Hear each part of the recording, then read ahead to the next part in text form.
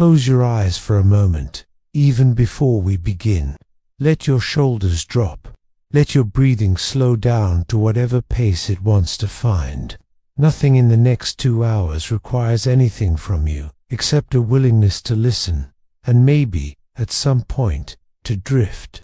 Tonight, we're going somewhere most people never think about, not because it's hidden, exactly. It's not a secret.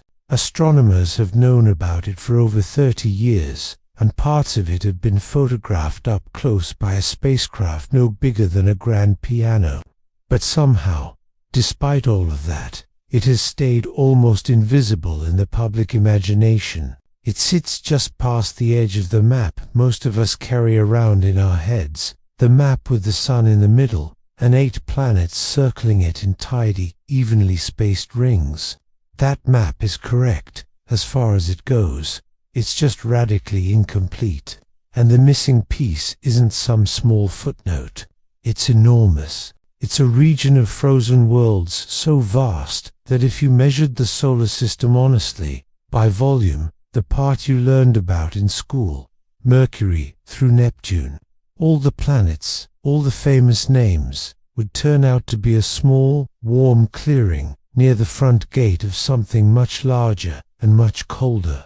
We're going to spend the rest of tonight in that larger place. We'll go slowly. There's no reason to hurry through something this vast.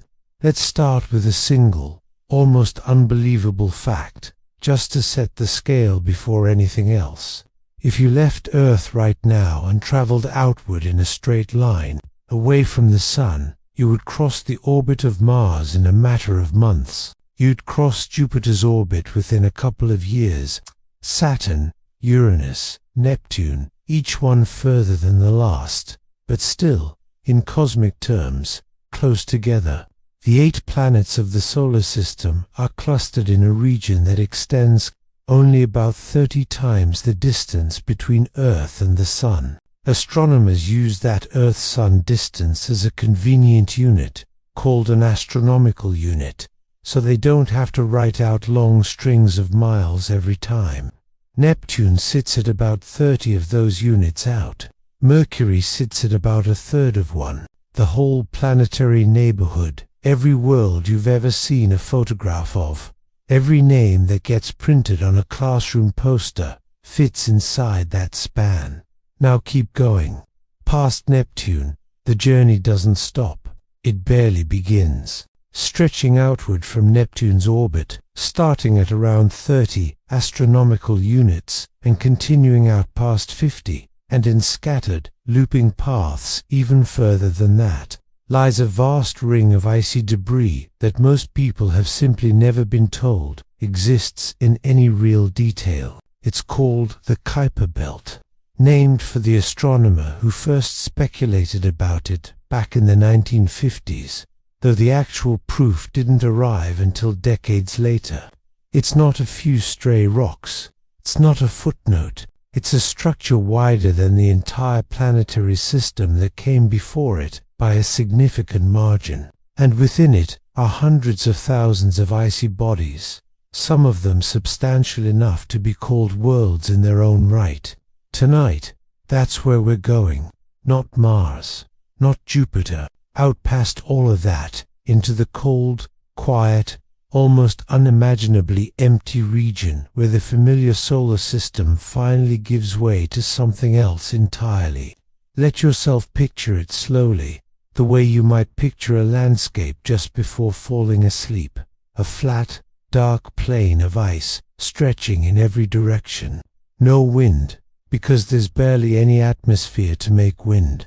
No sound, for the same reason. Above you, a black sky thick with stars, more stars than you've ever seen from any beach or mountaintop on Earth, because there's no atmosphere here to scatter the light and dim them.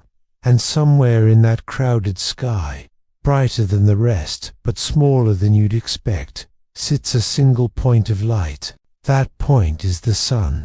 Not a glowing disk warming your face, not the thing that defines morning and evening. Just a point, sharp, white, undeniably the brightest object up there, but reduced, distant, almost humble. From way out in the Kuiper Belt, the sun has shrunk to something you could mistake for an unusually bright star, if you didn't already know better. That image is where we'll keep returning tonight, because it captures something true about this entire region. It is still part of our solar system, still bound by the same gravity, still warmed faintly by the same star, but it feels, in almost every way that matters to a human being, like leaving home far behind. We have a lot of ground to cover. We'll talk about how scientists ever managed to find this place at all, searching the sky for years before they caught the first faint hint that it was really there. We'll talk about what these objects are made of, and why their composition tells us something profound about the birth of the solar system itself. We'll talk about Neptune, and how its slow, ancient drift through the outer solar system rearranged this entire region like a hand dragged across a tablecloth. We'll meet the worlds that live out here, Pluto of course, but also Eris and Haumea and Makemake, and a strange little body called Arrokoth that looks, almost comically, like a snowman. We'll follow a spacecraft called New Horizons on its decade-long journey to reach this region, and we'll look closely at what it found when it got there, because some of it overturned assumptions that had stood for decades. And eventually, we'll go even further out, to a theoretical shell of ice surrounding the entire solar system, so distant that it nearly touches the gravitational territory of other stars. None of this requires you to stay awake, for if you drift off partway through, that's fine. That's actually the point. Let the facts wash over you the way background music does. There's no test at the end. There's just the slow, strange comfort of understanding, even a little, how big and how quiet your actual neighborhood in space really is. Let's begin properly now, with the size of the thing, because nothing else makes sense until you've felt that scale settle into your bones. Here's a way to think about the size problem that might help it sink in. Picture the classic image of the solar system, the one from textbooks, posters, museum gift shops. The sun sits in the middle, usually drawn too large for scale, because otherwise the planets would be invisible dots. Mercury, Venus, Earth, and Mars cluster close to the sun. Then there's a gap, sometimes marked with a faint ring representing the asteroid belt. Then the four giants, Jupiter, Saturn, Uranus, Neptune, spread out toward the edge of the page. And that's where the picture usually ends. Neptune sits near the border of the poster, and the poster's border becomes, in our minds, the border of the solar system itself. That's the problem. The poster's edge isn't the solar system's edge. It's not even close. If you wanted to draw an honest poster, one that included the Kuiper Belt at the correct scale, relative to the planets, you'd need a canvas at least 3 times wider than the one you're used to. The region beyond Neptune, the zone we're focusing on tonight, isn't a thin decorative border. It's a structure that, by width alone, dwarfs the entire planetary system that precedes it. Let's put real numbers on this, gently, because numbers said slowly can be soothing rather than overwhelming. Neptune orbits the Sun at a distance of about 30 astronomical units.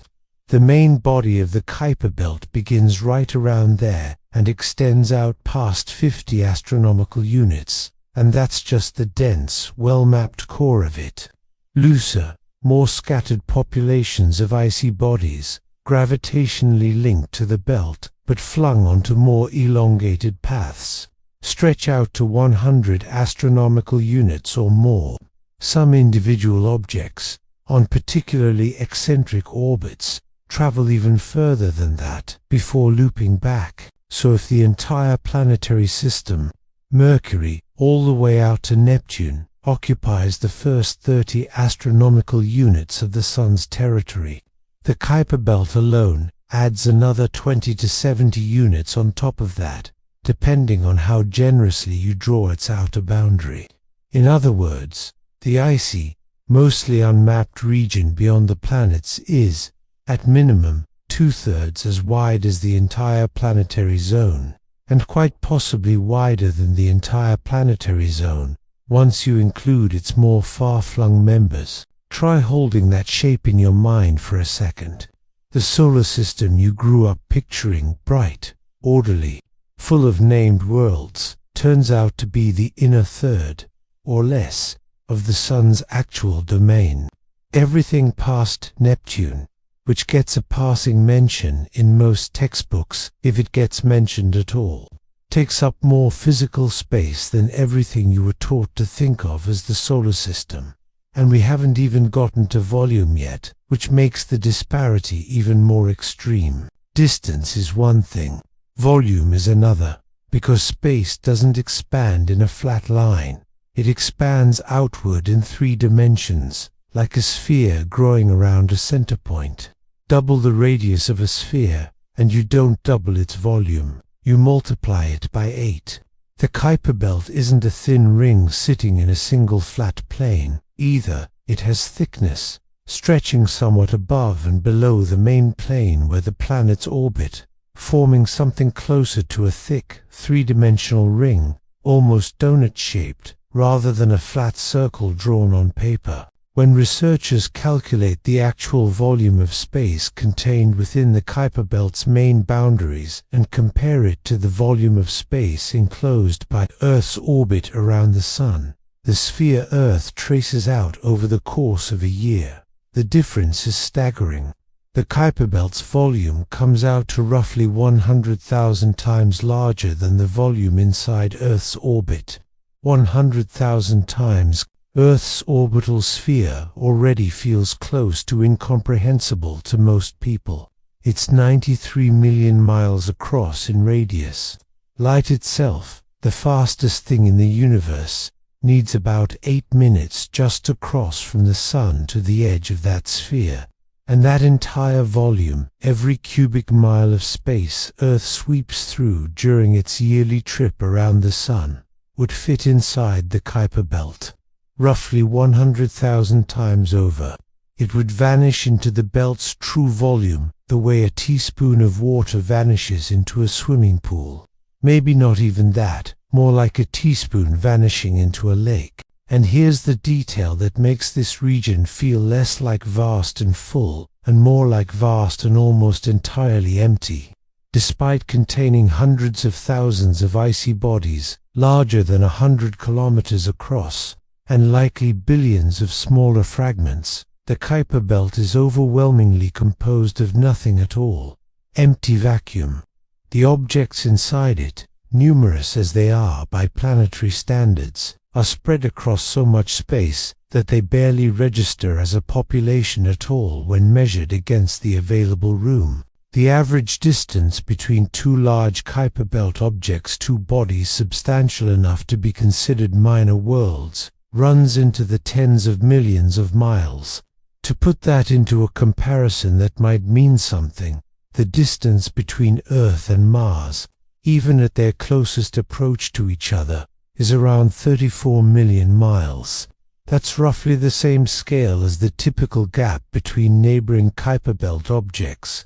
Each one of these icy worlds drifts through its own private stretch of nothingness, separated from its nearest neighbor by an emptiness wide enough to swallow an entire planetary orbit. This is a very particular kind of emptiness, different from anything most of us have ever stood inside. It's not the emptiness of a quiet field at night, where you can still see house lights on a distant hill, or hear a dog barking somewhere far off. It's not even the kind of emptiness an astronaut experiences in low orbit around Earth, where the home planet still fills half the sky with light and color and motion. Out in the Kuiper Belt, there is no reference point close enough to offer comfort. No nearby planet glowing in the sky. No bright moon overhead. No sense of being inside a structured neighborhood with visible boundaries and visible neighbors. There is only the object you happen to be standing on, an impossibly black sky overhead. scattered points of starlight that haven't changed position in any way you'd ever notice during a human lifetime, and that one faint, sharp point of light that used to be the center of everything, still technically holding you in orbit through gravity, but no longer commanding the sky the way it commands Earth's sky every single day. So why, given all of this, does the Kuiper Belt occupy such a tiny corner of public awareness? Why does almost nobody, outside of dedicated space enthusiasts, know its name, let alone its scale? Part of the answer is simply historical.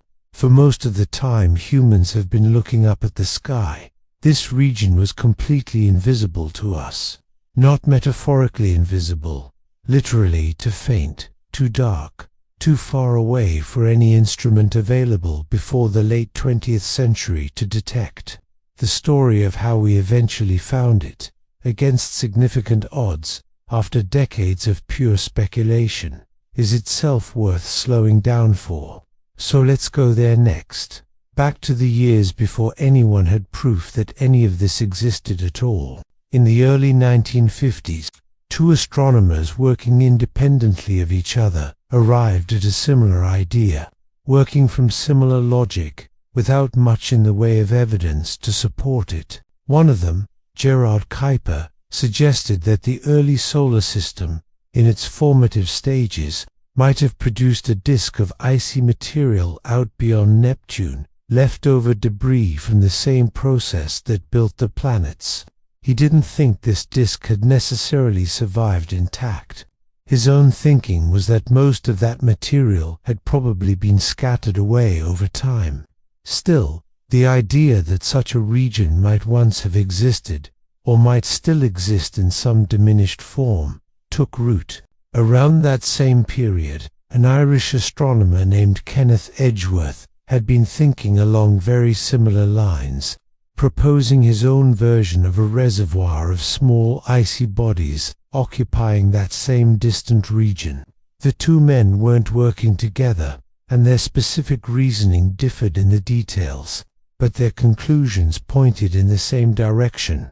There might be something out there, beyond the last known planet, that nobody had ever actually observed. For the next several decades, that's all this idea remained.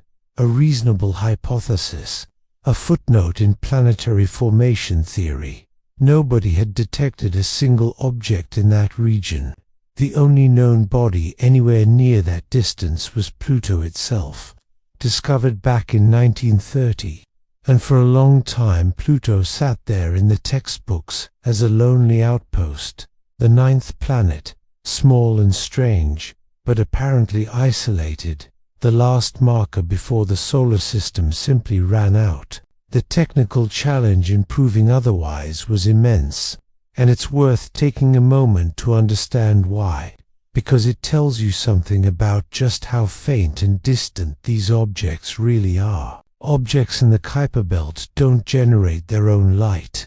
The only reason we can see any of them at all is that sunlight reaches them, bounces off their icy surfaces, and some tiny fraction of that reflected light eventually reaches a telescope back on Earth or in orbit around it.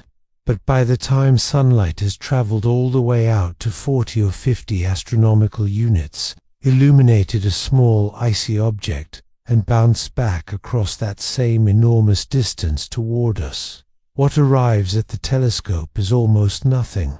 A whisper of light, an object a few hundred kilometers across, out at those distances, can appear as nothing more than a single, barely perceptible point, fainter, in many cases, than what the unaided human eye could ever hope to detect, even on the clearest, darkest night imaginable. And these objects move, slowly, from our perspective, because they're so far from the Sun that their orbital periods stretch into centuries, but they do move, drifting almost imperceptibly against the fixed backdrop of distant stars. That slow drift became the only reliable way to find them.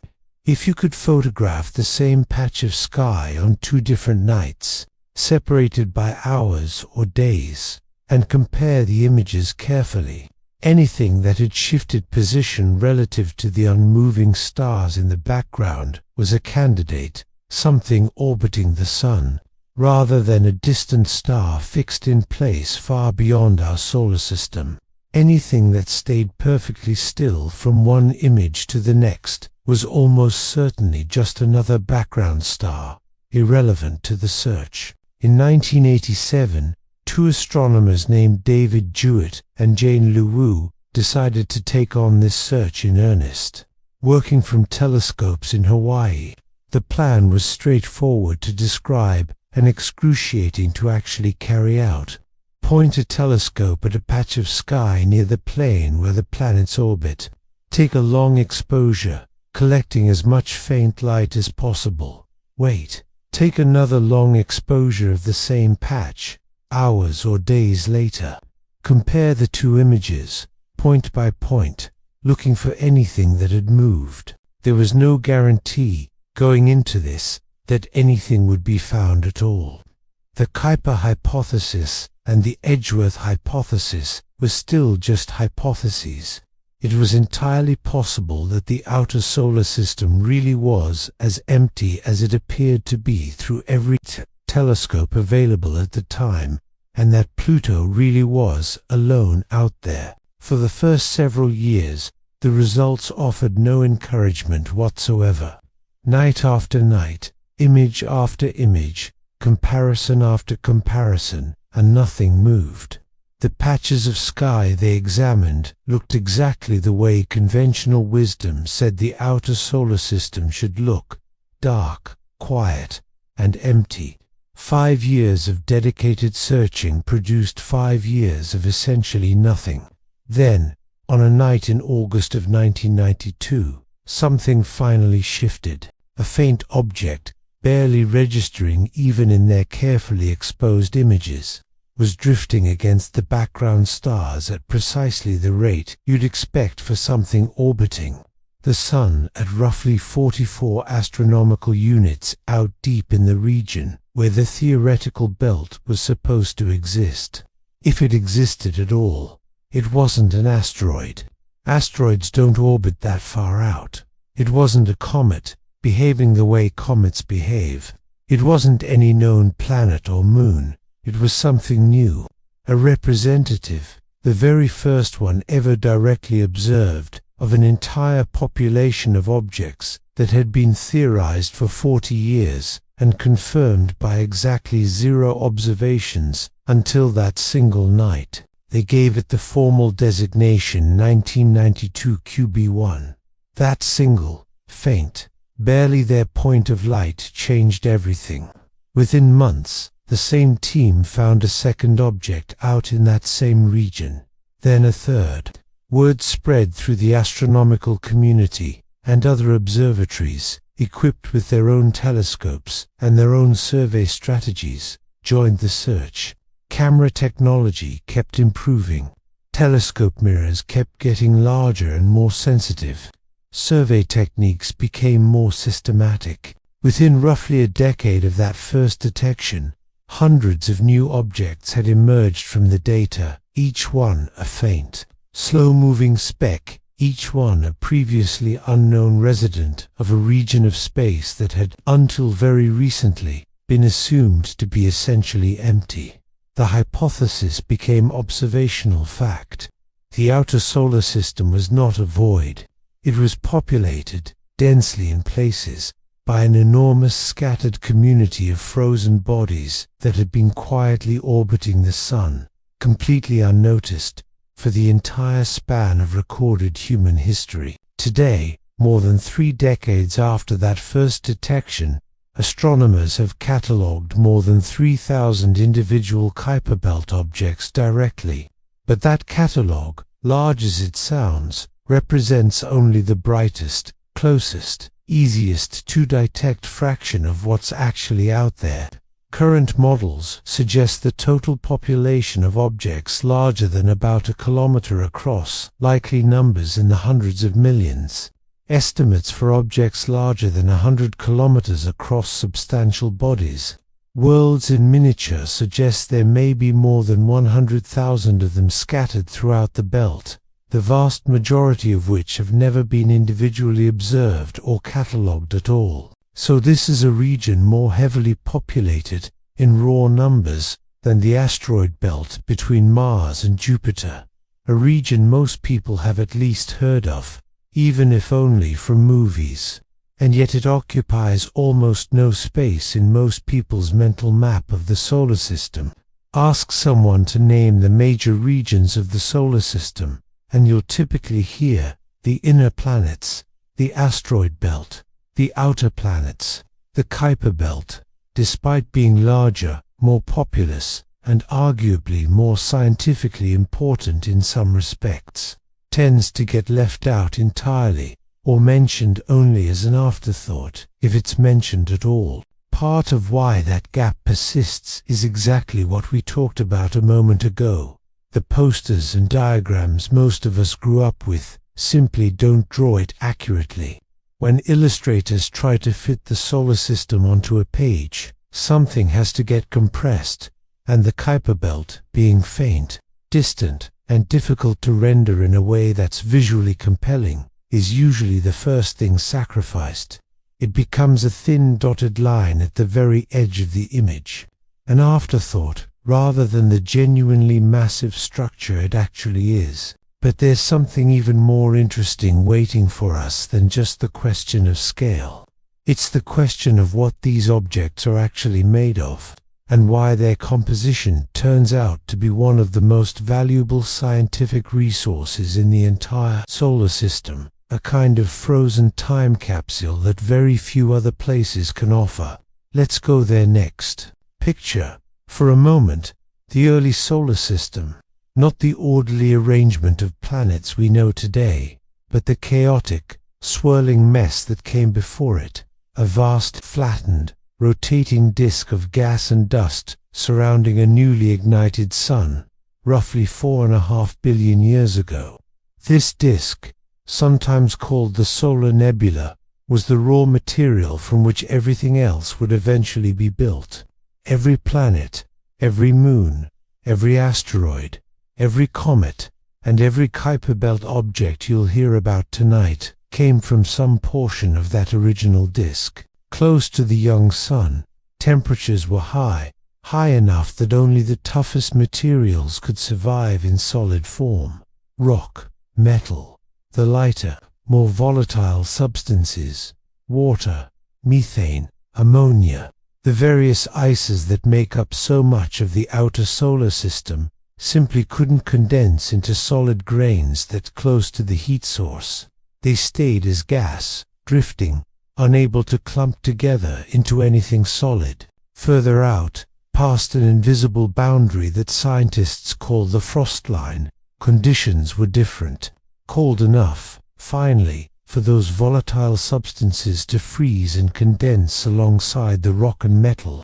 This is the region where the 4 giant planets formed: Jupiter, Saturn, Uranus, and Neptune, building up massive cores and then pulling in enormous surrounding envelopes of hydrogen and helium gas, swelling into the gas and ice giants we know today. But here's the part of the story that matters most for tonight's subject. Not all of that outer material made it into a planet. Past Neptune's eventual orbit, the original disk of gas and dust grew thinner. The density of material out there was lower, and the orbital periods were so much longer, meaning particles out at those distances took far more time to complete even a single trip around the sun, that the slow, patient process required to build something as large as a planet simply never had enough material or enough time to finish the job. The building blocks were there. They just never got assembled into anything bigger than themselves. Those leftover building blocks, frozen in place, still orbiting slowly through the dim outer reaches of the solar system, exactly as they have for billions of years, are the objects we now call the Kuiper Belt. This makes them extraordinarily valuable, scientifically, in a way that's worth sitting with for a moment, because the Kuiper Belt sits so far from the sun, and because it's so persistently, relentlessly cold out there. These objects have largely escaped the kind of transformation that reshaped the inner planets over billions of years.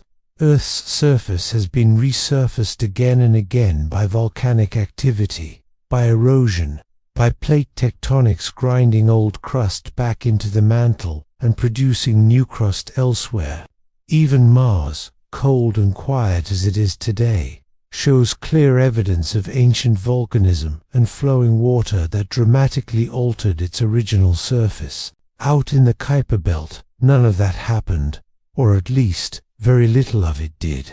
The cold prevented most of the chemical and geological processes that reshape worlds closer to the Sun. The vast distances between objects meant collisions were rare, sparing many of these bodies from the kind of violent reshaping that asteroid belt objects, packed more closely together, experienced more frequently. What we're looking at, when we examine a typical Kuiper Belt object, is something remarkably close to its original condition, a fossil, essentially, of the solar nebula itself, preserved in deep freeze for 4.5 billion years. Studying these objects is a little like discovering the complete ingredient list for a meal, long after the meal itself has been cooked, served, and eaten. The planets are the finished dish, transformed, cooked, no longer resembling their raw components in any simple way. The Kuiper Belt objects are the ingredients, sitting untouched in their original containers, in a freezer that's never once lost power. That's not to say the Kuiper Belt has simply sat in undisturbed stillness since the beginning of time, though there's a complication in this story, and it's an important one, because it explains why this region looks the way it does today, rather than some simpler, more uniform arrangement. The Kuiper Belt has been shaped, sculpted, and substantially reorganized, not by anything from outside the solar system, but by the gravitational influence of one planet in particular, Neptune. In the earliest stages of the solar system's history, the giant planets weren't sitting in the orbits we see them in today.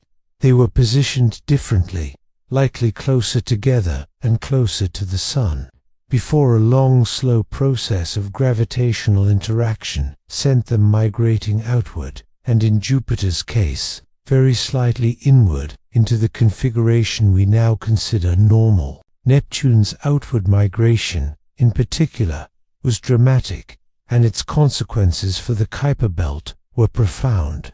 As Neptune drifted further from the Sun over a span of tens of millions of years, its gravity swept through the disk of icy material that existed at that time, scattering some objects inward toward the Sun, flinging others outward into more distant, looping orbits, and locking a significant number into specific, stable gravitational relationships with itself, what astronomers call orbital resonances. A resonance happens when two orbiting bodies repeatedly tug on each other in a predictable periodic pattern, because their orbital periods relate to each other through a simple ratio. The most famous example in the Kuiper Belt involves objects that complete exactly 2 orbits around the Sun for every 3 orbits. Neptune completes. This consistent, repeating gravitational relationship actually stabilizes these objects' orbits, protecting them from ever drifting close enough to Neptune to be flung away entirely. Pluto itself sits in exactly this kind of resonance, and it turns out Pluto isn't even unique in this respect. Hundreds of other icy bodies, collectively nicknamed Plutinos in recognition of their shared orbital pattern with Pluto, occupy this same protected gravitational niche. Other distinct populations exist throughout the belt as well, each one telling a slightly different chapter of this same ancient story. There's a population sometimes called the cold classical belt, objects on relatively calm, nearly circular orbits, occupying a fairly narrow band roughly between 42 and 47 astronomical units from the Sun. These objects appear to have largely escaped Neptune's gravitational disruption altogether, drifting in orbits that have barely changed since the earliest days of the solar system. There's also a hot classical population, occupying similar distances but on orbits with much higher inclinations and more elongated shapes, suggesting these objects were indeed caught up in the gravitational chaos of Neptune's migration and scattered into their current positions, rather than simply forming there undisturbed. And further out still, beyond the main belt entirely, lies what's known as the scattered disk, a loosely defined population of objects on highly stretched eccentric orbits that can carry them from as close as 30 astronomical units to several hundred astronomical units away from the Sun, depending on where they happen to be at any given moment in their long, slow orbital journeys. These are objects that were essentially hurled outward by close encounters with Neptune sometime in the deep past, now occupying a vast, diffuse cloud that overlaps with the more orderly classical belt and extends considerably beyond it. Neptune, in other words, isn't simply a neighbor sitting next to the Kuiper Belt. Neptune effectively built the modern Kuiper Belt into the shape it has today. Without Neptune's ancient migration and its continued gravitational influence, none of these distinct populations would exist in their current form. The resonances wouldn't be there. The sharp inner boundary of the belt, which lines up almost exactly with Neptune's current orbital distance, wouldn't be nearly so clean and well-defined. This relationship matters because it tells us something significant about the solar system's deep history, something that runs counter to the simple, static picture most of us grew up with. The planets, it turns out, didn't simply form in their current positions and stay put forever after.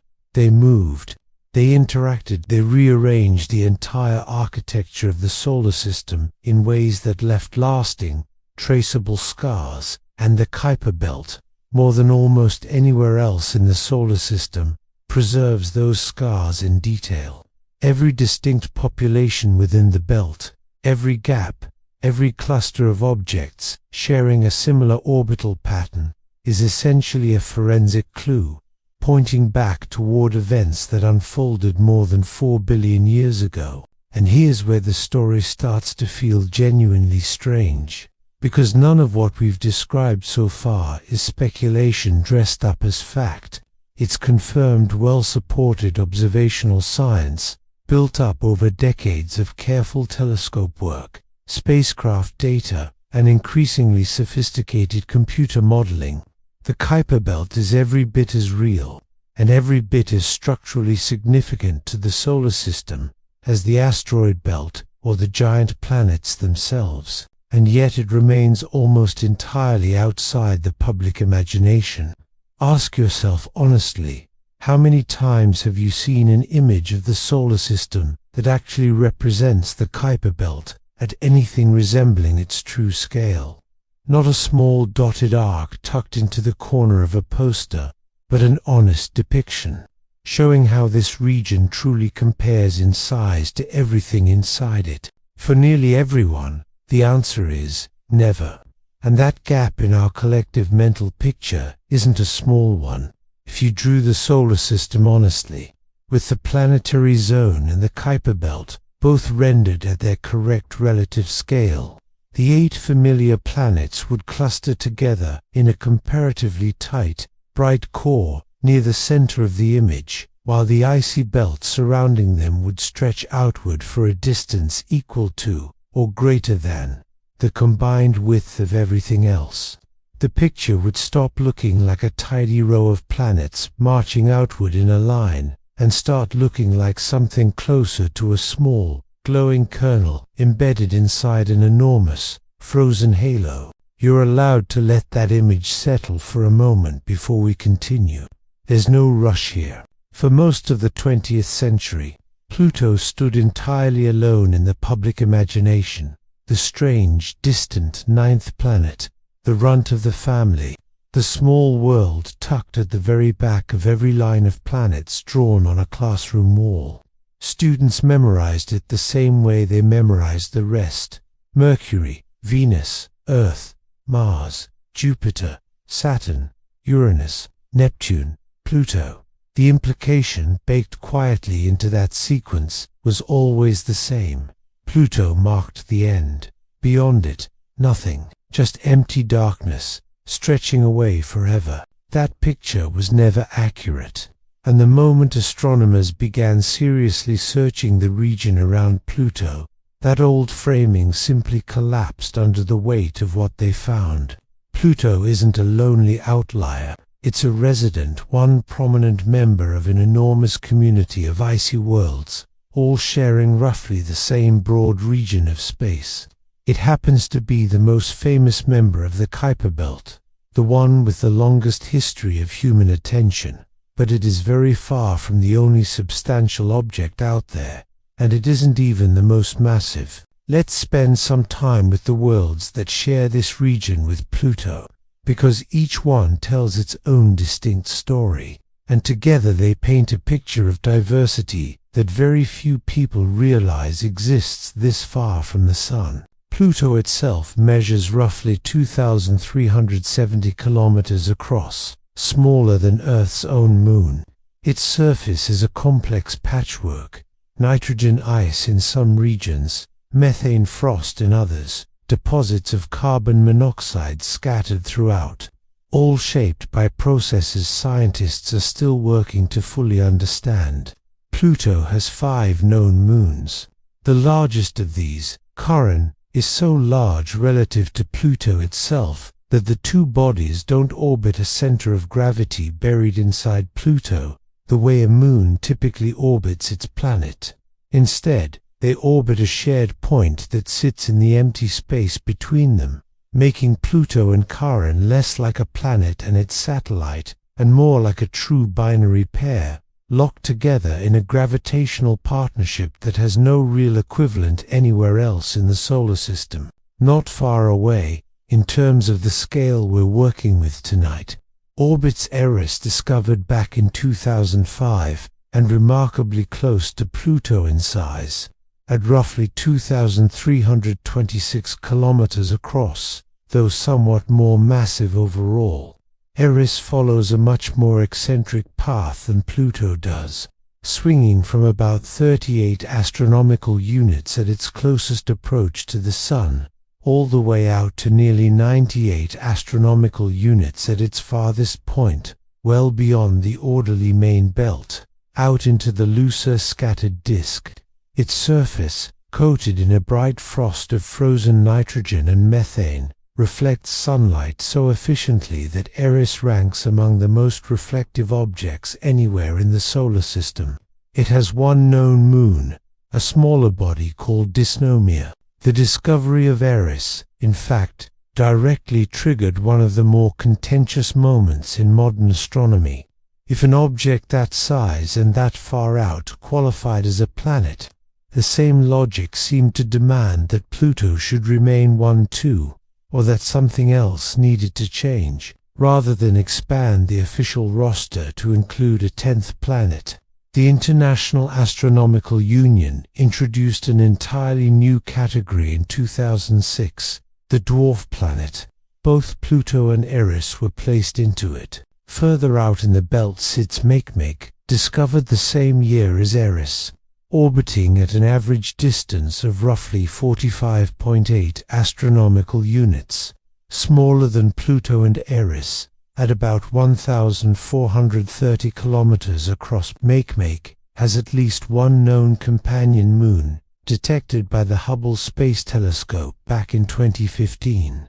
Its surface appears dominated by frozen methane and ethane, with some evidence suggesting that methane ice exists therein, unusually large crystalline grains, a detail that hints at a surface slowly transformed over immense stretches of time by faint ultraviolet light from a sun that, from this distance, barely qualifies as a light source at all. Then there's Haumea, which might be the strangest of all the well-studied dwarf planets, Measured along its longest axis, Haumea stretches roughly 2,320 kilometers, comparable in scale to Pluto. But Haumea isn't spherical at all. It spins remarkably fast, completing a full rotation in under 4 hours. And that rapid spin has physically stretched the body into an elongated, flattened shape, something closer to a misshapen rugby ball than a round world. Scientists believe this extreme shape and spin likely trace back to a massive ancient collision, one that also scattered a family of smaller icy fragments into similar orbits, fragments that share enough orbital similarities with Haumea to be recognized as relatives. The only confirmed collisional family currently known within the Kuiper Belt. Haumea has 2 known moons of its own, and in 2017, astronomers discovered something nobody expected to find way out here.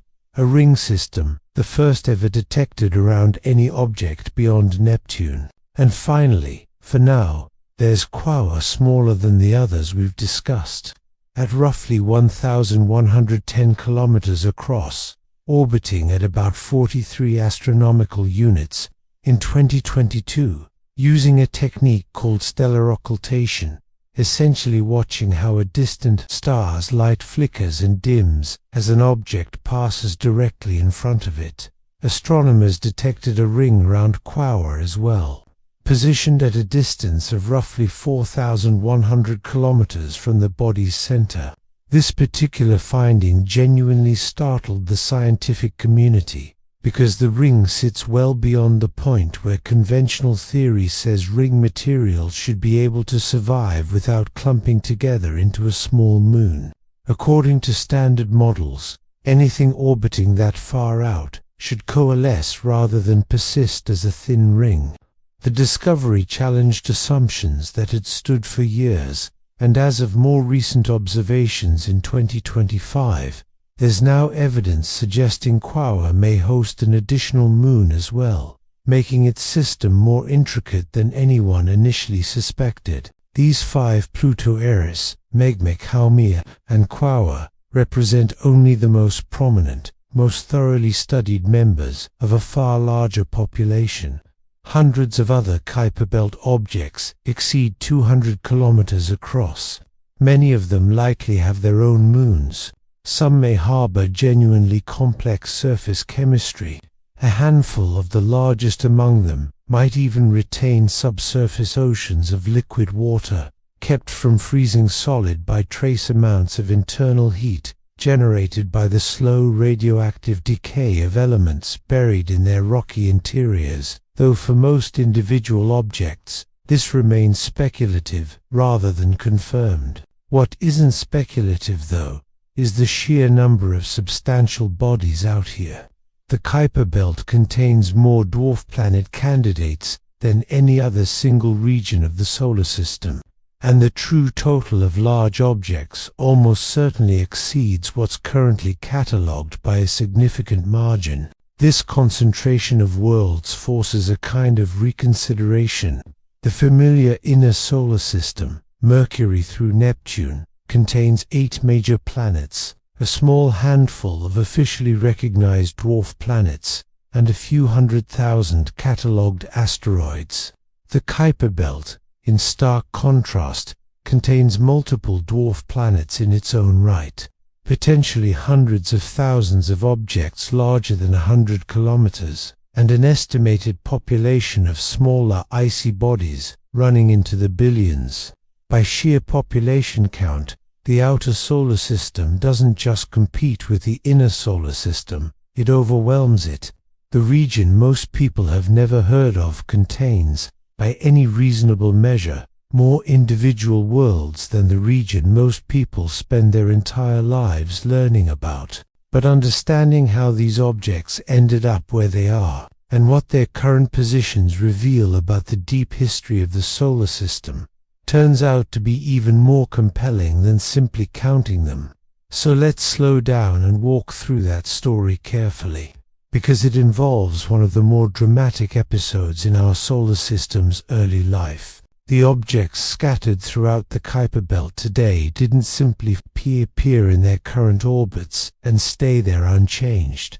They were placed into these positions through an extended sequence of gravitational events that reshaped the entire outer solar system during its first several 100 million years of existence. The leading explanation for how this happened is often referred to, somewhat informally, by the name of the European city where the idea was largely developed and refined. The model proposes something that, on first hearing, sounds almost too dramatic to be taken seriously: that the four giant planets, Jupiter, Saturn, Uranus, and Neptune, didn't originally form in the wide spread-out configuration we observe today. Instead, their thoughts were formed in a noticeably more compact arrangement, closer together and closer to the Sun than where we find them now. This tighter initial configuration, however, wasn't stable indefinitely.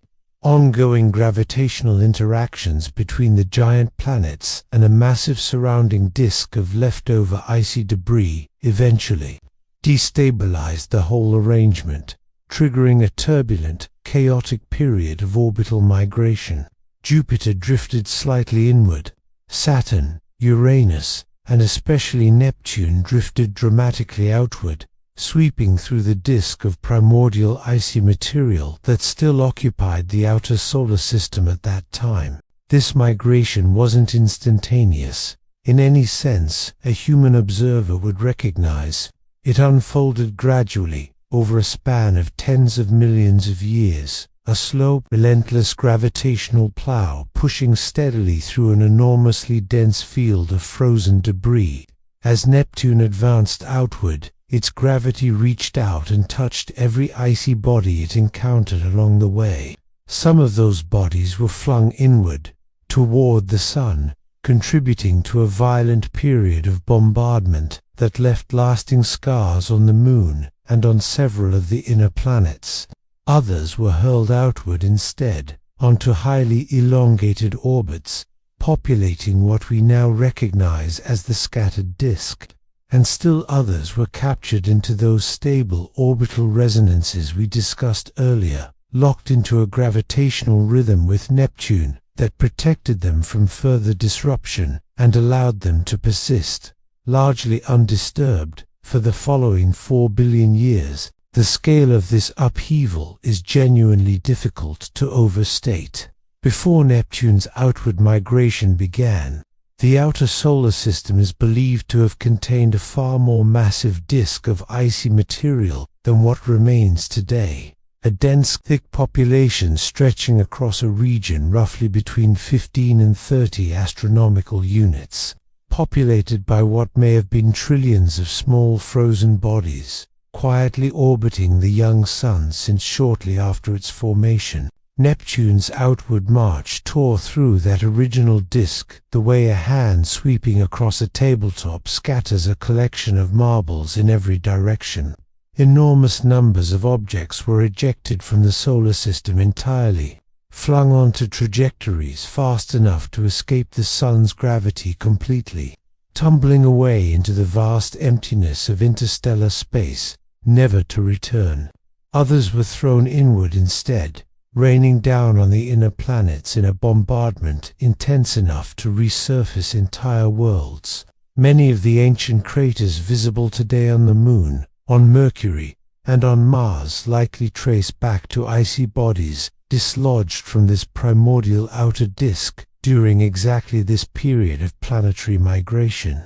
What survived, after the chaos finally settled, represented only a small fraction of the original population. The Kuiper Belt as it exists today isn't the primordial disk itself, it's the debris field left behind after Neptune's migration scattered the overwhelming majority of that original material elsewhere. Current estimates suggest the modern belt contains only a small percentage of the mass that originally occupied that early outer disk. The rest was lost, ejected into interstellar space, flung inward to bombard the inner planets, or in some cases consumed entirely by collisions with the giant planets themselves. So the Kuiper Belt, in a strange way, is simultaneously very old and comparatively young. The objects within it are ancient, composed of material that originally condensed out of the solar nebula some 4.5 billion years ago. But their current orbital arrangement is considerably younger, having been imposed during this period of dynamical chaos, roughly 4 billion years ago, when Neptune's migration rearranged everything. The objects themselves are old. Their addresses, so to speak, are newer. This distinction matters more than it might initially seem to, because it means the Kuiper Belt's current orbital structure carries information not just about where these objects originally formed, but about how the entire solar system rearranged itself in the turbulent aftermath of planet formation. And because the belt isn't a single uniform population, because it contains the cold classical objects, the hot classical objects, the various resonant populations, and the scattered disk, each one telling a slightly different part of the story. Reading through these different populations is a little like reading through layered rock strata exposed in a canyon wall. Each layer preserves evidence from a different era, and a careful enough reading can reconstruct a surprisingly detailed history of events that unfolded billions of years ago. The cold classical population, in particular, has turned out to be a particularly precious resource for understanding this history. These are the objects occupying low-inclination, nearly circular orbits clustered in that narrow band between roughly 42 and 47 astronomical units. Their calm, undisturbed orbital characteristics strongly suggest that they formed more or less in place, and were never significantly caught up in Neptune's gravitational disruption. In a very real sense, these are the least processed, most genuinely primordial objects anywhere in the solar system. Their compositions, their surface characteristics, and their internal structures preserving conditions from the original solar nebula, with about as little alteration as anything could possibly retain after 4.5 billion years. And this is exactly where one particular discovery becomes critically important to the larger story. Because in 2019, a small spacecraft flew past one of these cold classical objects and returned images of something nobody had ever directly observed before. We'll spend real time with that discovery soon. But first, let's follow the spacecraft itself on its long, patient journey outward, because the story of how humanity first got a close look at this region is, in its own way, just as remarkable as anything it eventually found. In January of 2006, a spacecraft roughly the size of a baby grand piano lifted off from Earth aboard a powerful rocket, beginning a journey that would eventually carry it further from home, and into colder, darker territory than any human-built object had ever traveled, with the specific goal of studying what it found there in detail. Its name was New Horizons, and its target, initially, was Pluto at that point, still officially classified as the 9th planet, though that classification would change before the spacecraft even arrived. The mission's deeper purpose, though extended well beyond Pluto alone, New Horizons was designed, from the very beginning, to give scientists their first genuine close-up look at the Kuiper Belt itself, not through the faint, indirect light gathered by distant telescopes, but through direct, up-close observation of an actual resident of that region. The journey out was extraordinarily fast by any practical standard, and extraordinarily slow by the standard of the distances involved. New Horizons left Earth faster than any spacecraft launched before it, crossing the orbit of our own moon in a matter of hours rather than days. It passed the orbit of Mars within a few months. It reached Jupiter roughly 13 months after launch, using the giant planet's powerful gravity to slingshot itself onward, gaining additional speed for the long haul still ahead. And then came years of quiet, patient travel through the vast gulf of largely empty space separating Jupiter from Pluto, 9.5 years in total. From launch to arrival, covering a distance of roughly 3 billion miles. On the 14th of July, 2015, New Horizons finally reached its primary target, sweeping past Pluto at a relative speed of roughly 14 kilometers per second, so fast that there was no realistic possibility of slowing down to enter orbit. The entire encounter had to happen as a single, high-speed flyby, one continuous pass during which every instrument on board fired simultaneously, gathering as much data as possible in the brief window available. Data that would then take well over a year to fully transmit back across the solar system to Earth. At its closest approach, the spacecraft passed within about 12,500 kilometers of Pluto's surface. The confirmation signal, carrying news of a successful encounter, traveled back toward Earth at the speed of light and still required roughly 4.5 hours to arrive at mission control. What came back in that data, once scientists began carefully working through it, overturned a set of assumptions that had stood largely unchallenged for decades. Going into the encounter, most researchers expected Pluto to resemble a frozen relic, a small, cold, geologically inactive world, its surface battered and cratered over billions of years, with no plausible internal energy source capable of driving any meaningful ongoing activity. At roughly 2,370 kilometers across, with surface temperatures hovering around -230 degrees Celsius, Pluto seemed, by every reasonable model available at the time, simply too small, too cold, and too far removed from any significant heat source to be anything other than an inert ball of ancient ice, its face scarred uniformly by billions of years of slow, steady impacts. The actual images told an entirely different story.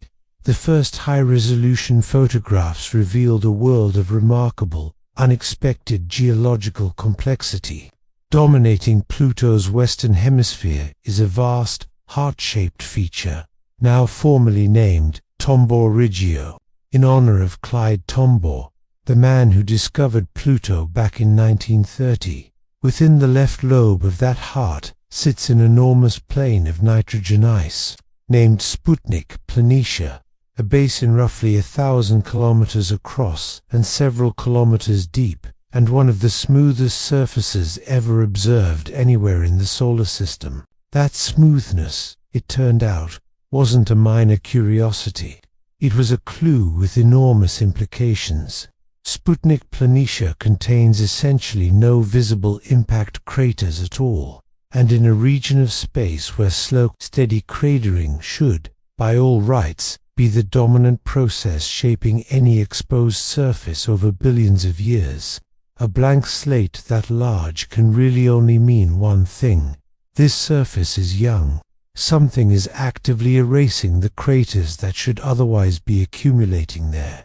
Something, in other words, is still happening. Careful analysis revealed that Sputnik Planitia is, in fact, genuinely dynamic.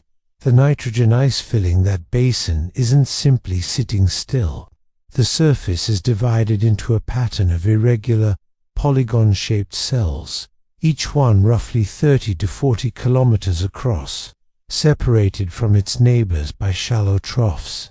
These cells turned out to be the visible surface expression of slow convective overturn happening within the nitrogen ice below.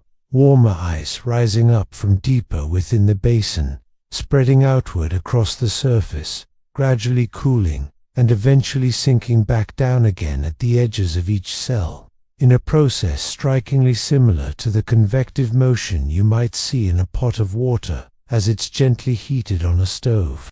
On Pluto, this entire cycle unfolds over a span of roughly 500,000 years per complete overturn. Slow by any human measure, certainly, but on a world this cold and this far from the sun, the mere existence of this kind of ongoing geological vigor was something almost nobody had predicted. Around the edges of this basin, the terrain shifts dramatically. Mountain ranges built from water ice rise sharply from the basin floor, reaching heights of 3 to 4 kilometers. At Kuiper Belt temperatures, water ice doesn't behave the way it does on Earth. It becomes mechanically more like ordinary rock, rigid enough to form steep, stable mountainous structures, rather than slumping or flowing the way ice often does closer to the sun. These aren't volcanic peaks. They're simply blocks of frozen water ice bedrock, standing like silent sentinels along the border of the glacial nitrogen plain beside them. Elsewhere, across Pluto's surface, New Horizons documented an even broader range of geological features. Dark, reddish patches scattered near the equator are coated in a substance called tholins, complex organic molecules produced when ultraviolet radiation interacts with methane and nitrogen, present in Pluto's thin atmosphere, gradually building up increasingly elaborate carbon-based compounds over time. In some regions, sharp, blade-like ridges of methane ice, sometimes called penitentes, stretch across the landscape for hundreds of kilometers. Their distinctive sharp profiles, shaped by sublimation patterns that depend on the precise angle at which what little sunlight exists out here happens to strike the surface. Impact craters of various sizes and states of erosion pockmark much of the surface outside the smooth basin itself, but even many of these show clear signs of havigal accents posits, softened by gradual salvulation at sufflation of passage selfies, partially felfly by patchily sloffiness, or softened by crovaning profenprassion by a croppen by cup corking clocklands and gog cuffempen with op gone with onk bop wickkentet performen uplegat with bah that was fast ik gork work that happened back up get what the crowd wap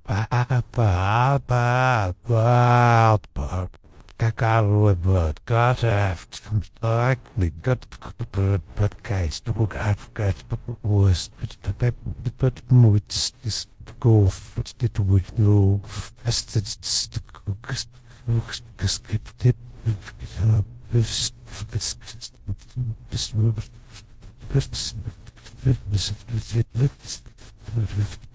those fractures, in particular, turned out to be among the most scientifically telling features New Horizons observed anywhere on Pluto. Long, extensional faults stretch across significant portions of the surface, some running for hundreds of kilometers, indicating that Pluto's outer icy shell has, at some point in its history, been physically pulled apart, consistent with some form of internal expansion happening from below. One compelling explanation for this involves the possibility of a subsurface ocean, a layer of liquid water trapped between Pluto's rocky core and its outer shell of ice, slowly freezing over the course of geological time. Water, famously, expands as it freezes rather than contracts. If an ocean like this has been gradually solidifying from the outside inward over billions of years, that expanding ice would push outward against the surrounding shell, generating exactly the kind of tensional cracking observed across Pluto's surface. The possibility that Pluto harbors, or once harbored, a genuine subsurface ocean stands as one of the single most consequential findings to emerge from the entire mission. Thermal models developed after the encounter suggest that a layer of liquid water, quite possibly mixed with ammonia, which would act as a natural antifreeze, lowering the freezing point further, could plausibly persist beneath Pluto's icy shell even today. The heat source required to maintain such a layer wouldn't need to be dramatic. Simply the slow, steady decay of radioactive elements buried within Pluto's rocky core could provide enough faint, persistent warmth to keep a thin liquid layer from fully freezing, insulated as it would be from the brutal -230-degree surface temperatures by kilometers of overlying ice. If such an ocean genuinely exists, Pluto joins a small but growing list of worlds throughout the solar system, Europa, Enceladus, Titan, and Ganymede among them, where liquid water may persist beneath an icy exterior, far removed from any meaningful warmth provided directly by the sun. The atmosphere New Horizons documented added yet another layer of surprise to the encounter. Pluto possesses a thin but genuinely measurable atmosphere, composed primarily of nitrogen, with smaller traces of methane and carbon monoxide mixed in. The surface pressure is almost unimaginably low, roughly 100,000 times weaker than Earth's, barely distinguishable from a true vacuum by any standard we'd typically use on our own planet. And yet this wispy envelope of gas extends remarkably far above Pluto's surface, much higher than anyone had originally predicted. New Horizons detected distinct layers of atmospheric haze, stacked one above another, clearly visible in backlit images captured as the spacecraft looked back toward Pluto after its closest approach had already passed. These haze layers turned out to be composed of tiny tholin particles, formed when ultraviolet light from the distant sun breaks apart methane molecules high in Pluto's thin atmosphere, setting off a cascading sequence of chemical reactions that gradually builds increasingly complex organic compounds out of simple starting ingredients. Over time, these particles slowly settle down toward the surface, contributing to the dark, reddish deposits visible across portions of Pluto's landscape. Pluto's atmosphere, it turns out, isn't a fixed, unchanging thing either. It exists in a constant state of exchange with the surface ices beneath it. Pluto follows a notably eccentric orbit around the Sun, one that takes 248 years to complete and carries it from as close as roughly 29.7 astronomical units at its nearest approach out to nearly 49.3 astronomical units at its farthest point.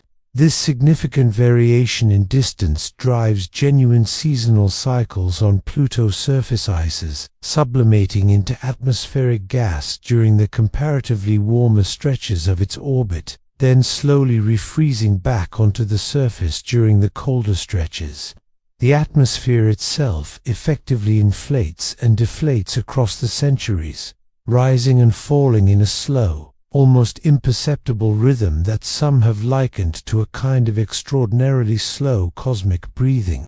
At its most distant orbital point, the atmosphere may collapse almost entirely, freezing back down onto the surface as little more than a thin layer of frost. Pluto's companion world, Charon, offered its own set of revelations, in some ways nearly as scientifically disorienting as anything found on Pluto itself. At roughly 1,212 kilometers across, Charon is genuinely substantial relative to Pluto, more than half its diameter, which is precisely why the pair behaves less like a typical planet and moon relationship and more like a true double-world system. The two bodies are tidally locked to one another in a particularly striking way. Each one permanently presents the same face to the other as they orbit their shared center of gravity once every 6.4 days. No other confirmed planet-moon pairing anywhere in the solar system exhibits this exact kind of mutual locking, where both bodies, not just one, are frozen in place relative to each other, like two dancers locked in a permanent, motionless embrace, separated by roughly 19,600 kilometers of empty space between them. New Horizons revealed that Charon's story differs substantially from Pluto's own, where Pluto's surface is dominated by volatile ices that actively sublimate, migrate, and refreeze in response to the slow seasonal cycle. Charon's surface is dominated instead by water ice, far more stable and chemically inert under these extreme temperature conditions.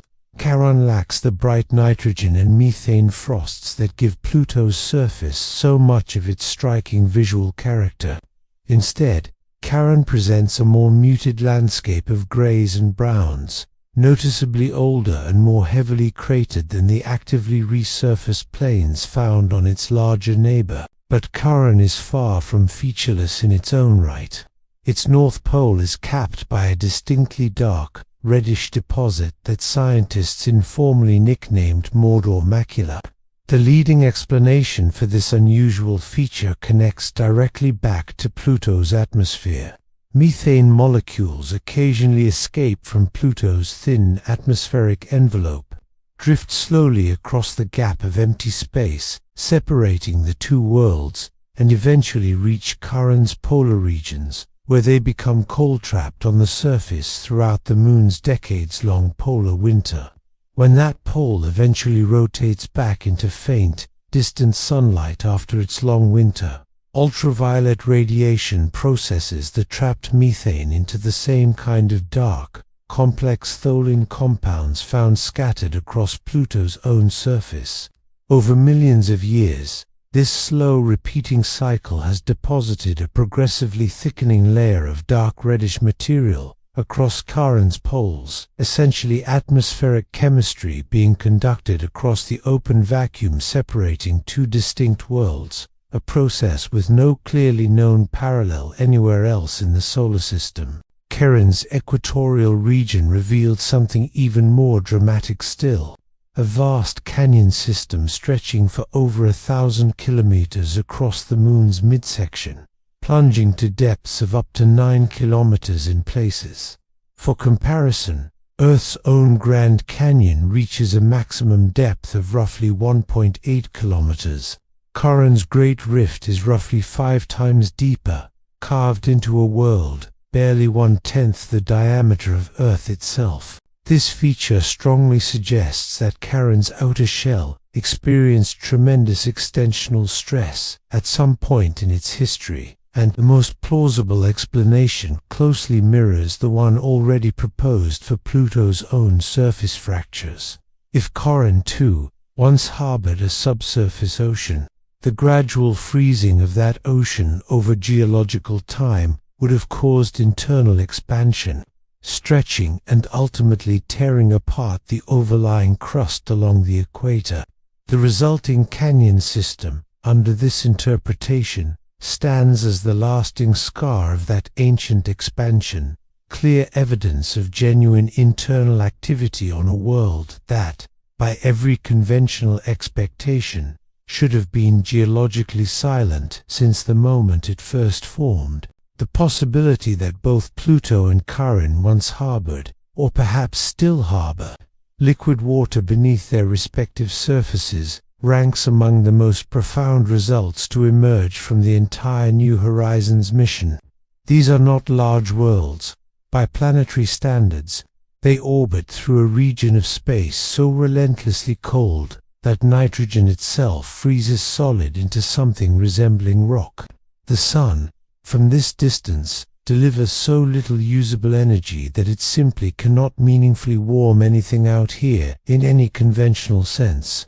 And yet the available evidence consistently points toward genuine internal processes driven by nothing more dramatic than the slow, steady decay of radioactive elements buried in their rocky cores, sufficient to maintain liquid water for billions of years. If this kind of internal activity can occur at Pluto's scale, the implications for the wider Kuiper Belt population become genuinely significant. Dozens of other known Kuiper Belt objects are comparable in size to Pluto. If even a modest fraction of them share similar internal structures and similar internal heat sources, the outer solar system may contain a far larger inventory of liquid water environments than anyone seriously considered before. New Horizons made its historic flyby, Every one of these individual findings challenged the long-standing assumption that Kuiper Belt objects should, by their very nature, be geologically dead worlds, frozen, inert, unchanging. Pluto and Charon turned out to be active, complex, and scientifically rich in ways that would attract serious attention in any region of the solar system, regardless of where they happen to be located. The fact that they orbit out here, in the frozen outer wilderness most people have never even heard described, only makes their underlying complexity feel that much more remarkable. 3.5 years after the historic Pluto encounter, New Horizons delivered its second major revelation, and this time, the discovery came from a body unlike anything previously observed up close anywhere in the solar system.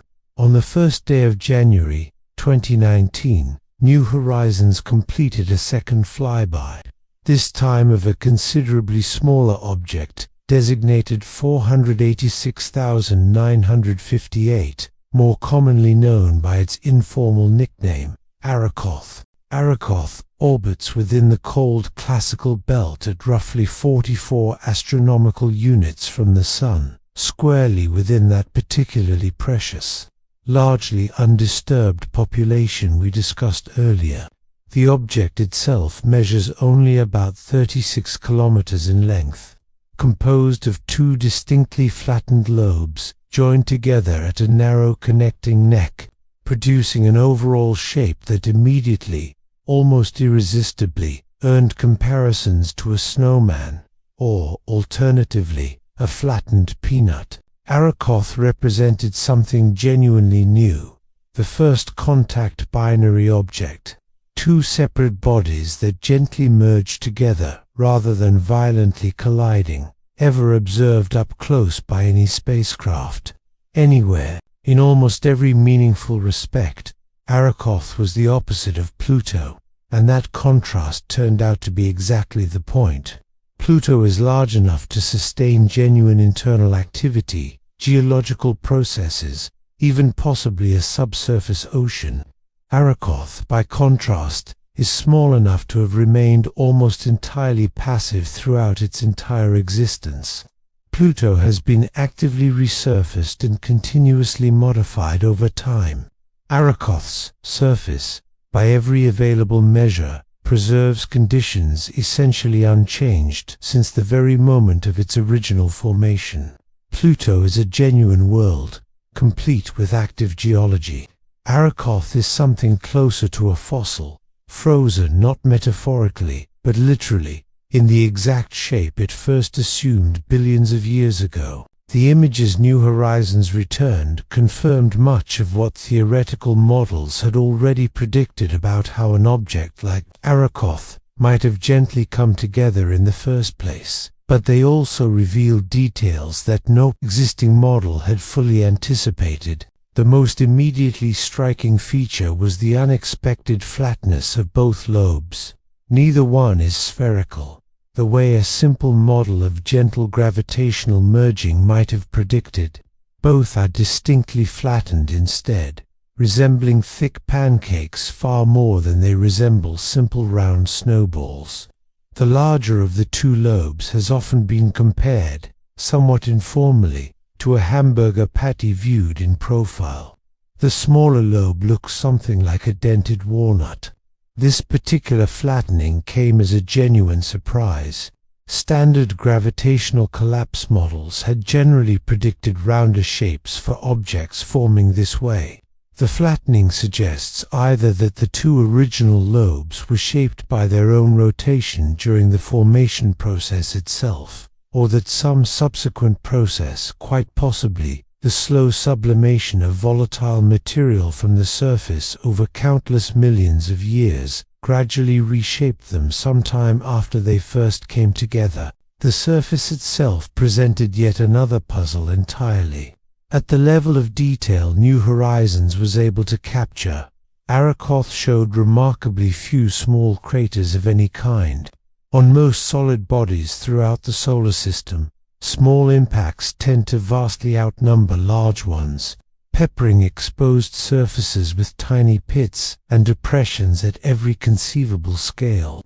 Arrokoth's surface, by contrast, appeared eerily smooth at these smaller scales, suggesting either that the Kuiper Belt genuinely contains far fewer small impacting bodies than existing models had predicted, or that some active process out here gradually erases the very smallest craters over time, even in a region as cold and quiet as this one.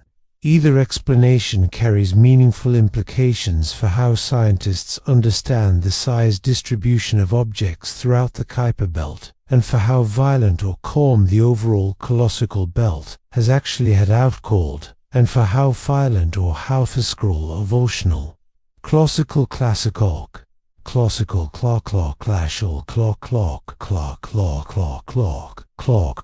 It's outline Illica of Bedau F. Well, out of how back up dab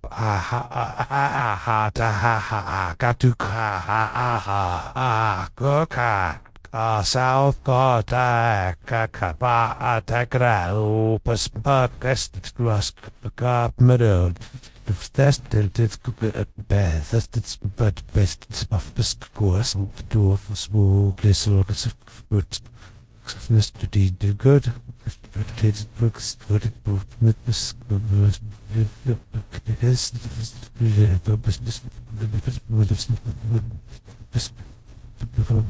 Taken together, the overall impression that emerged was of an object assembled gently, early in the solar system's history, and then essentially left entirely alone for more than 4 billion years afterward, untouched, unmodified, preserved exactly as it existed at the precise moment of its creation.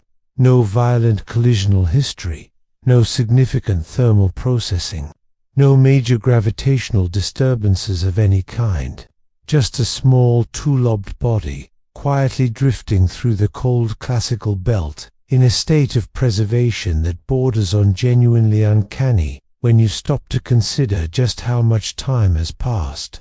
For planetary scientists specifically interested in how the solar system originally formed, Arrokoth turned out to be an extraordinary find in its own right.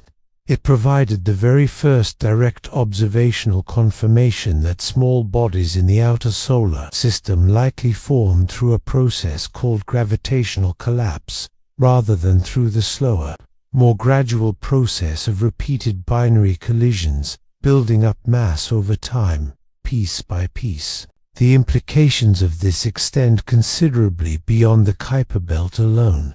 If a process called streaming instability, in which small solid particles within a young protoplanetary disk concentrate into dense filaments through subtle aerodynamic interactions with the surrounding gas, really is the dominant mechanism for forming small bodies throughout the outer disk, then this same basic process may well have operated more broadly throughout the early solar system, shaping the initial building blocks that eventually assembled into the planets we know today. When these concentrated filaments of material reach a sufficiently critical density, they collapse under their own gravity, forming bound objects directly, effectively skipping over the slower, more incremental process of individual dust grains gradually sticking together one painstaking collision at a time. This streaming instability process can naturally produce binary pairs of objects, which then gently merge together into the kind of flattened two-lobed shapes observed throughout the Kuiper Belt today. Arrokoth, it turns out, is far from an isolated oddity. Observations conducted from Earth suggest that contact binaries, like it, are actually fairly common throughout the Kuiper Belt. Light curve studies, which carefully track how an object's brightness changes as it rotates, revealing clues about its underlying shape, show that a significant fraction of smaller Kuiper Belt objects display the distinctive double-peaked brightness patterns characteristic of elongated or lobed shapes. Current estimates suggest that somewhere between 10 and 30% of small Kuiper Belt objects may be contact binaries of this general type. The frozen outer solar system, in other words, appears to be genuinely populated with snowman-shaped relics of this same gentle gravitational collapse process, each one a small fossil of the original planet-forming process, preserved in deep freeze for well over 4.5 billion years. In February of 2026, a study published in a respected astronomical journal offered the most detailed simulations yet of precisely how shapes like Arrokoths actually form. A graduate researcher working through these computer models demonstrated that a slowly spinning cloud of pebble-sized material can collapse under its own gravity, split naturally into two separate, gravitationally bound lobes, and then gently bring those two lobes into contact with one another without shattering either piece in the process.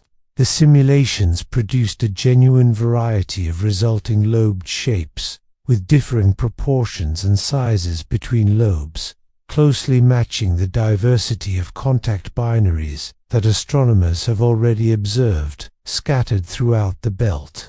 These results meaningfully strengthened the broader case that objects like Arrokoth form directly as two-lobed bodies from the very beginning, rather than assembling later through some chance, low-speed collision between two previously separate objects. A separate, related finding added yet another intriguing layer to this picture. In early 2025, observations conducted using the Hubble Space Telescope revealed that a particular Kuiper Belt system, previously identified as a relatively simple binary pair, actually displayed orbital dynamics consistent with the presence of a hidden third companion, one positioned too close to its visible partner to be directly resolved by the telescope. If this interpretation is eventually confirmed, it would represent only the second known triple system anywhere within the Kuiper Belt. The broader implication here is genuinely significant. The streaming instability hypothesis predicts that gravitational collapse should naturally produce not just simple binary pairs, but potentially higher-order multiple systems as well.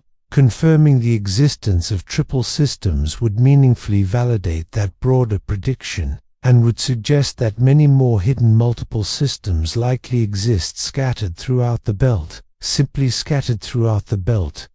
waiting for more. Simply revelte scala simply waiting femply watching with simply bench and play ply and weekly glue wixa plapen and play in parent what's and clicked with the part for it hours look at what power happen with that bad back got at that task picked 5 hours got at off at red defi back at boys blow off make it gets the schools do hack with this that would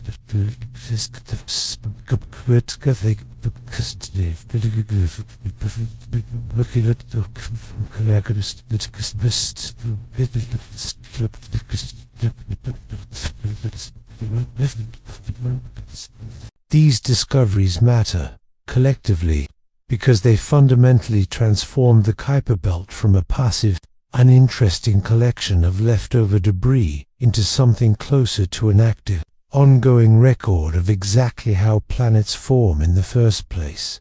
Every contact binary represents a genuine data point. Every binary orbit encodes meaningful information about the precise conditions present in the solar nebula at the moment of its original gravitational collapse. Every individual surface composition preserves a record of the underlying chemistry present in the protoplanetary disk at that specific distance from the young sun, all those billions of years ago. The Kuiper Belt isn't simply a junkyard of leftover material. It's an archive, and scientists, even after decades of dedicated study, have really only just begun the long, careful process of properly reading it. But the Kuiper Belt's broader significance doesn't end with ancient history alone.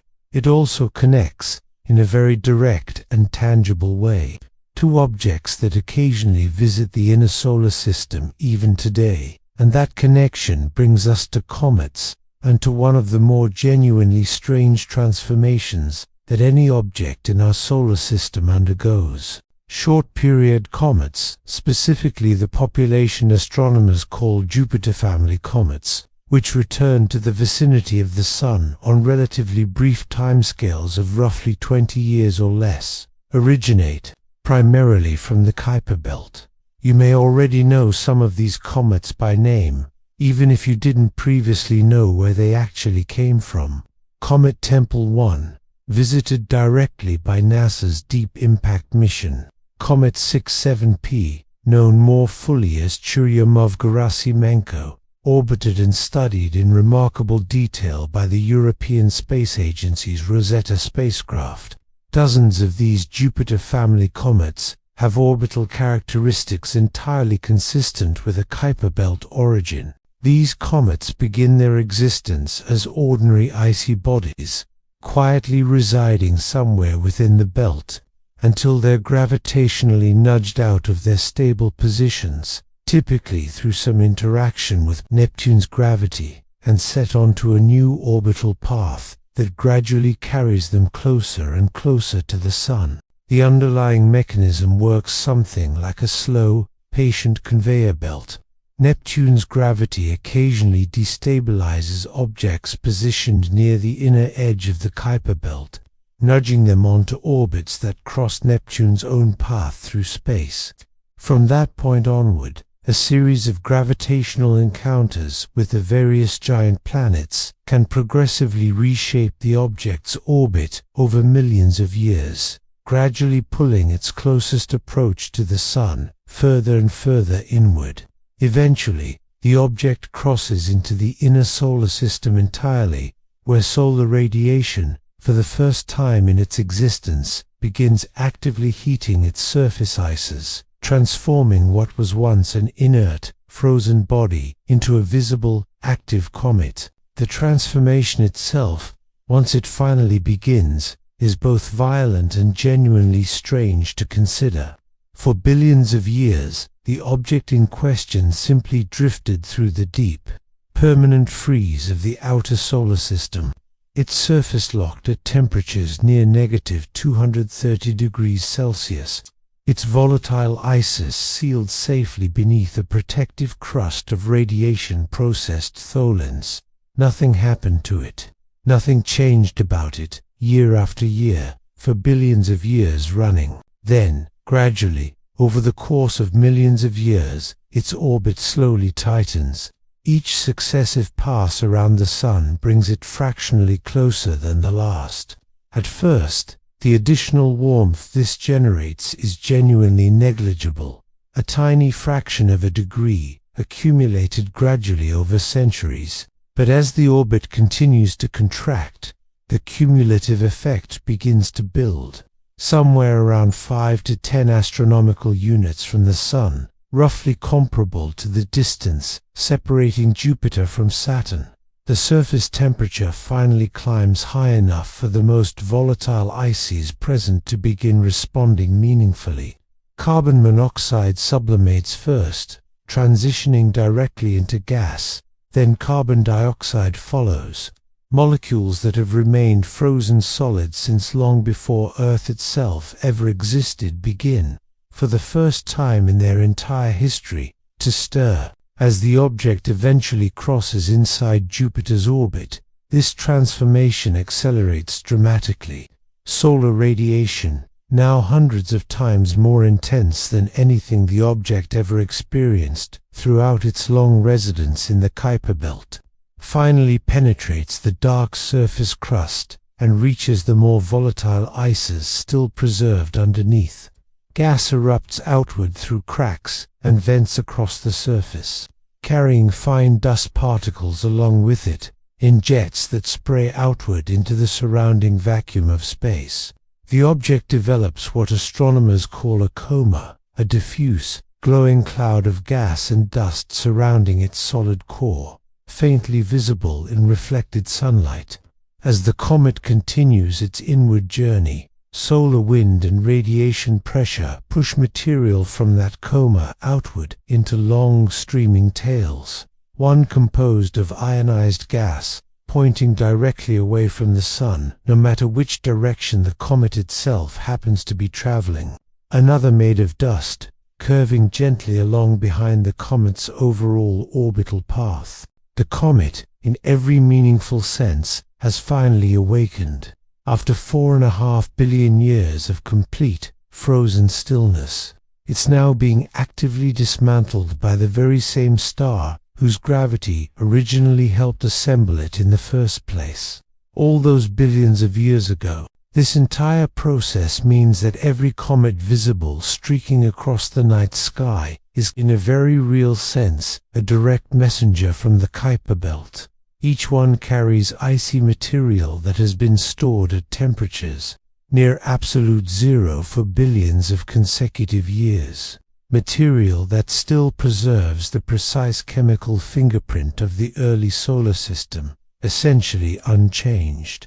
When you watch a comet's tail streaming across the sky, what you're actually witnessing is ancient Kuiper Belt ice sublimating in real time, releasing molecules into space that first formed before Earth itself ever existed. This connection to comets also offers a compelling hint at the Kuiper Belt's broader role in delivering water and organic compounds inward, toward the rest of the solar system.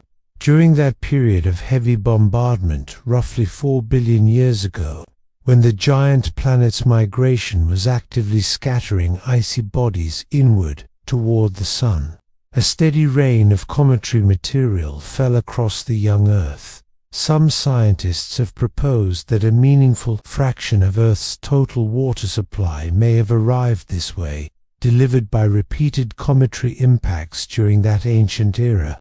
The specific isotopic ratios of hydrogen found in certain comets do match the ratios found in Earth's own oceans reasonably well, though the overall evidence here remains genuinely debated, and the full picture is complicated by likely contributions from other sources as well, such as water-rich asteroids that may have delivered some of that same water through a different pathway entirely. Whether or not comets specifically delivered the majority of Earth's water, the broader point still holds firm regardless. The Kuiper Belt is not some isolated region with no meaningful connection to the rest of the inner solar system.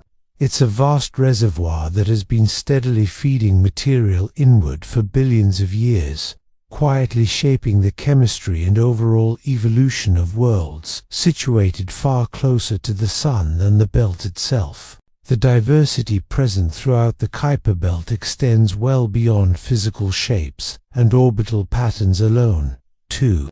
Surface compositions vary dramatically from object to object, depending heavily on each body's size, its precise distance from the Sun, and its particular dynamical history. The largest objects, Pluto, Eris, and Makemake among them, display surfaces dominated by frozen methane, nitrogen, and carbon monoxide. These particular volatile ices are light enough to sublimate and then redeposit across seasonal cycles, creating genuinely active surface processes even at these extreme distances from any meaningful source of warmth. Pluto's nitrogen glaciers, as we discussed earlier, flow under their own weight, albeit at speeds measured in mere centimeters per year. Eris's surface appears uniformly bright across its entirety, quite possibly resurfaced periodically by condensing nitrogen frost as the dwarf planet moves through the colder portions of its notably eccentric orbit. Smaller objects throughout the belt tend to display surfaces dominated instead by water ice, mixed together with dark, reddish organic compounds, those same tholins we discussed earlier. Tholins form when relatively simple molecules, like methane and nitrogen, are subjected to ultraviolet light and cosmic ray radiation over millions of years, gradually producing a complex, tar-like residue that coats exposed surfaces with a distinctive brick-red coloration. Many Kuiper Belt objects do, in fact, appear notably red or even ultra-red in telescopic observations, and tholins remain the leading explanation for this widespread coloration. These organic-rich surfaces carry genuine scientific value because they represent a clear form of abiotic chemistry, complex, carbon-based molecules assembled entirely without any involvement of biology, produced simply by radiation, acting steadily on simple ices across truly immense cosmic timescales. This color distribution across the belt isn't random either. Cold classical objects, as a population, tend to run noticeably redder than other groups. Hot classical and scattered disk objects, by contrast, tend to appear grayer or more neutral in overall color. This particular color divide correlates closely with each object's broader dynamical history. The redder cold classical objects formed essentially in place, undisturbed, and were never significantly heated or otherwise disturbed throughout their entire history. The grayer objects, meanwhile, were likely scattered outward from regions originally located closer to the Sun, where comparatively warmer temperatures may have altered their surface chemistry before they were eventually flung outward into their current, more distant positions. Color, in other words, functions as a genuine tracer of origin throughout the Kuiper Belt. Some objects, fittingly, defy easy categorization altogether. In 2018, careful observations identified one particular Kuiper Belt object as having a notably carbon-rich surface composition. Unlike any other known object beyond Neptune at the time, its spectral signature suggested the presence of materials more commonly associated with carbon-rich asteroids native to the inner solar system. If this interpretation holds up, this particular object may have originally formed much closer to the Sun than its current position would suggest, only to be ejected outward during that same ancient period of planetary migration we discussed earlier, representing, in effect, a small piece of the inner solar system's original material, stranded out here in the frozen outer reaches, a genuine traveler carrying evidence of a considerably warmer past. This compositional diversity throughout the Kuiper Belt complicates any overly simple narrative about what this region actually is. It isn't a single, uniform population of essentially identical ice balls scattered randomly through space.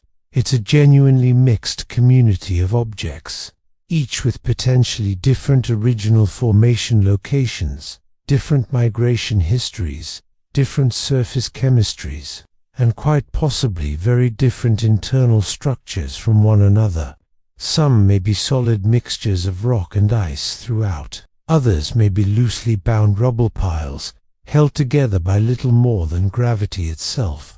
A few of the very largest may even have differentiated interiors entirely, rocky cores surrounded by icy mantles, and possibly, in some cases, thin subsurface layers of liquid water, or perhaps an ammonia water solution, kept from fully freezing by residual radioactive heat, slowly leaking out from deep within. This internal complexity connects directly to one of the Kuiper Belt's most genuinely tantalizing unanswered questions. Could any of these distant frozen objects harbor conditions even remotely suitable for prebiotic chemistry, or perhaps, in some extremely limited sense, even basic biological processes? The question might initially sound almost absurd, given the extreme cold and the enormous distance from the Sun involved.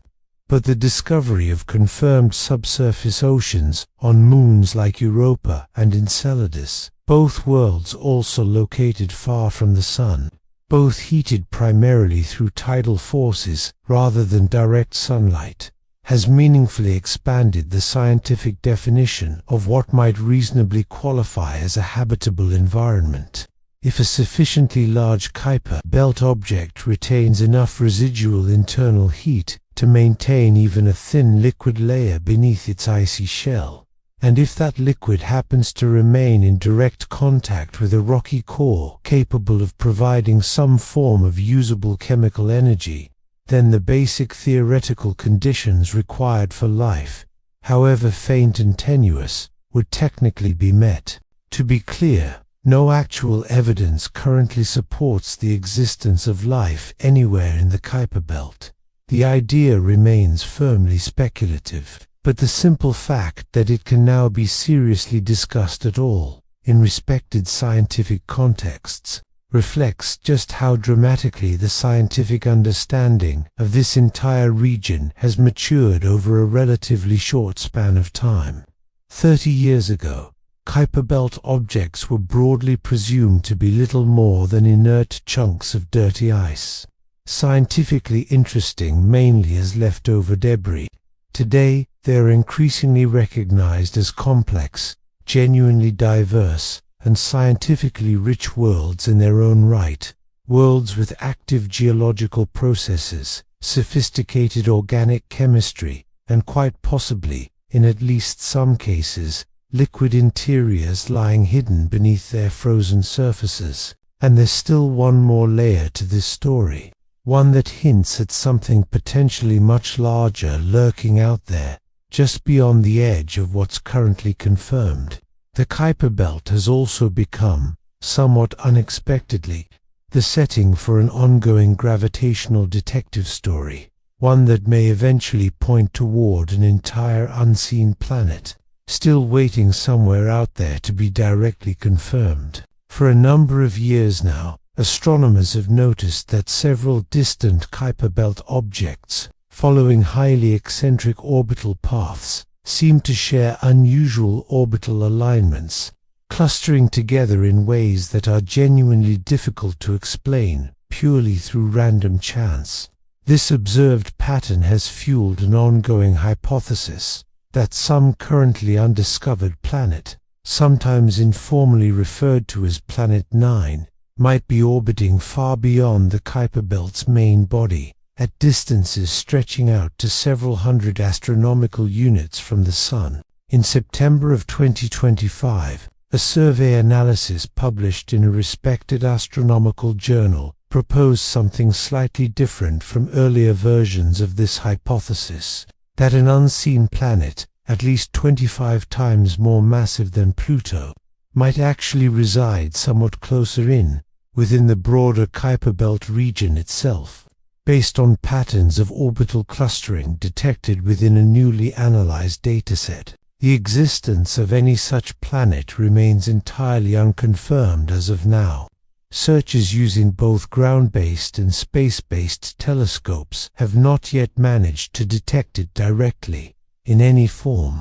Some researchers argue that the observed orbital clustering might simply be a statistical artifact, an illusion created by inherent observational biases in how current surveys happen to detect faint, extremely distant objects in the first place. Others maintain that the clustering pattern is genuinely real and does require some kind of additional gravitational explanation to fully account for it.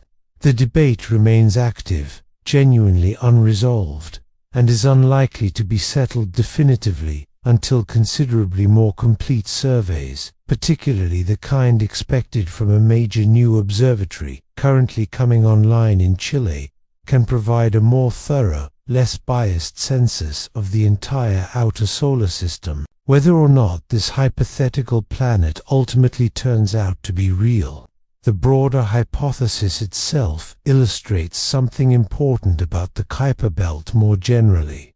This region still holds fundamental, genuine surprises. Its full population remains incompletely catalogued. Its complete dynamical structure remains only partially understood, even after decades of dedicated study. Some of its largest individual members may not have been discovered yet at all. The Kuiper Belt isn't a solved problem, neatly filed away somewhere in the back pages of an astronomy textbook. It remains an active, genuinely open frontier of ongoing discovery, where major revisions to our broader understanding of the solar system remain entirely plausible, even today. There's an additional piece to this puzzle too, one that emerged directly from New Horizons' own instruments as the spacecraft continued its journey outward, well beyond its historic encounter with Arrokoth. As New Horizons pressed onward through the Kuiper Belt, an onboard instrument specifically designed to detect microscopic dust particles continued recording data the entire time.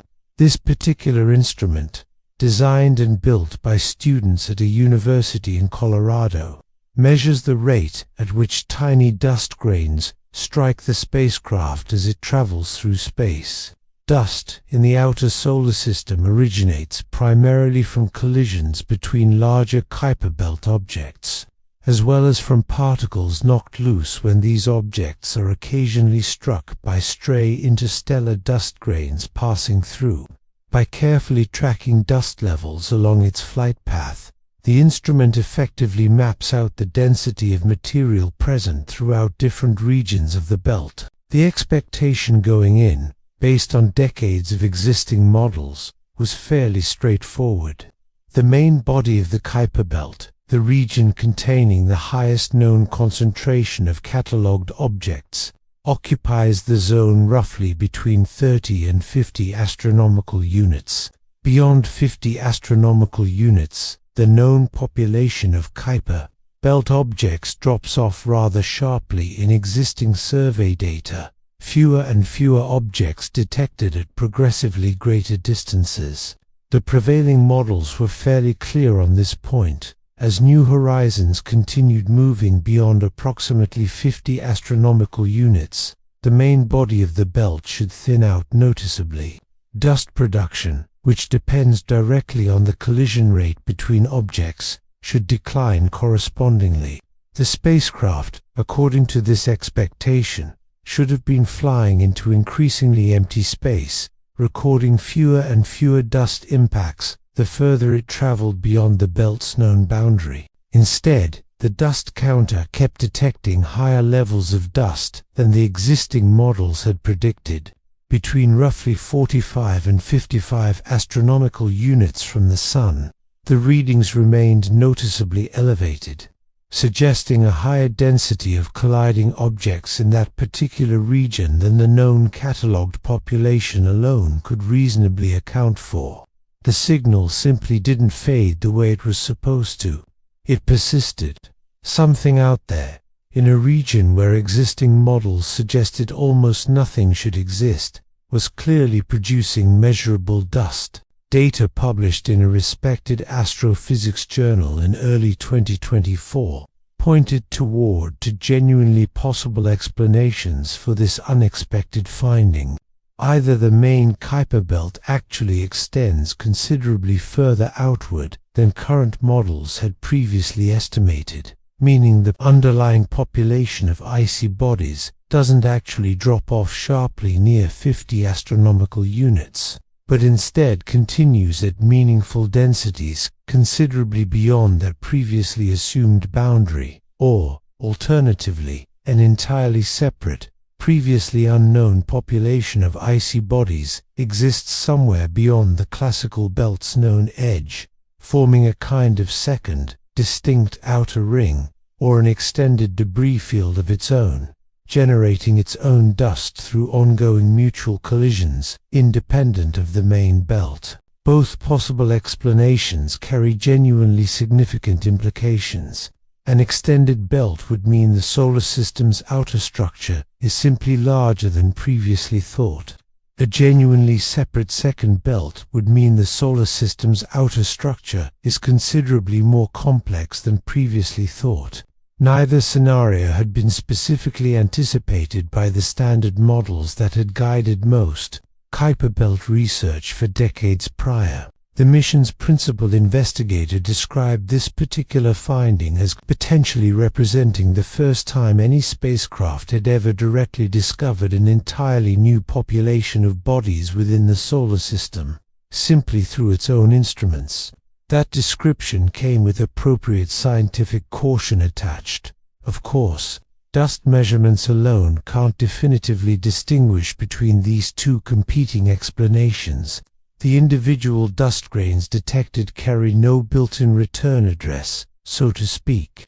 They simply register as impacts on the detector counted, measured for size, without revealing whether they originated from a known population orbiting slightly further out than previously expected, or from an entirely new, previously uncharted class of objects occupying some region that's never been directly sampled before. But the data still represents a genuine, direct, in-place measurement of conditions in a region of space that had truly never been sampled by any instrument before. No other spacecraft, before or since, has operated dust detection instrumentation out in this particular part of the outer solar system. New Horizons remains the only probe currently collecting genuinely original data from directly within the Kuiper Belt, and its readings are quietly telling scientists something important, that the belt is not simply fading away the way everyone previously expected.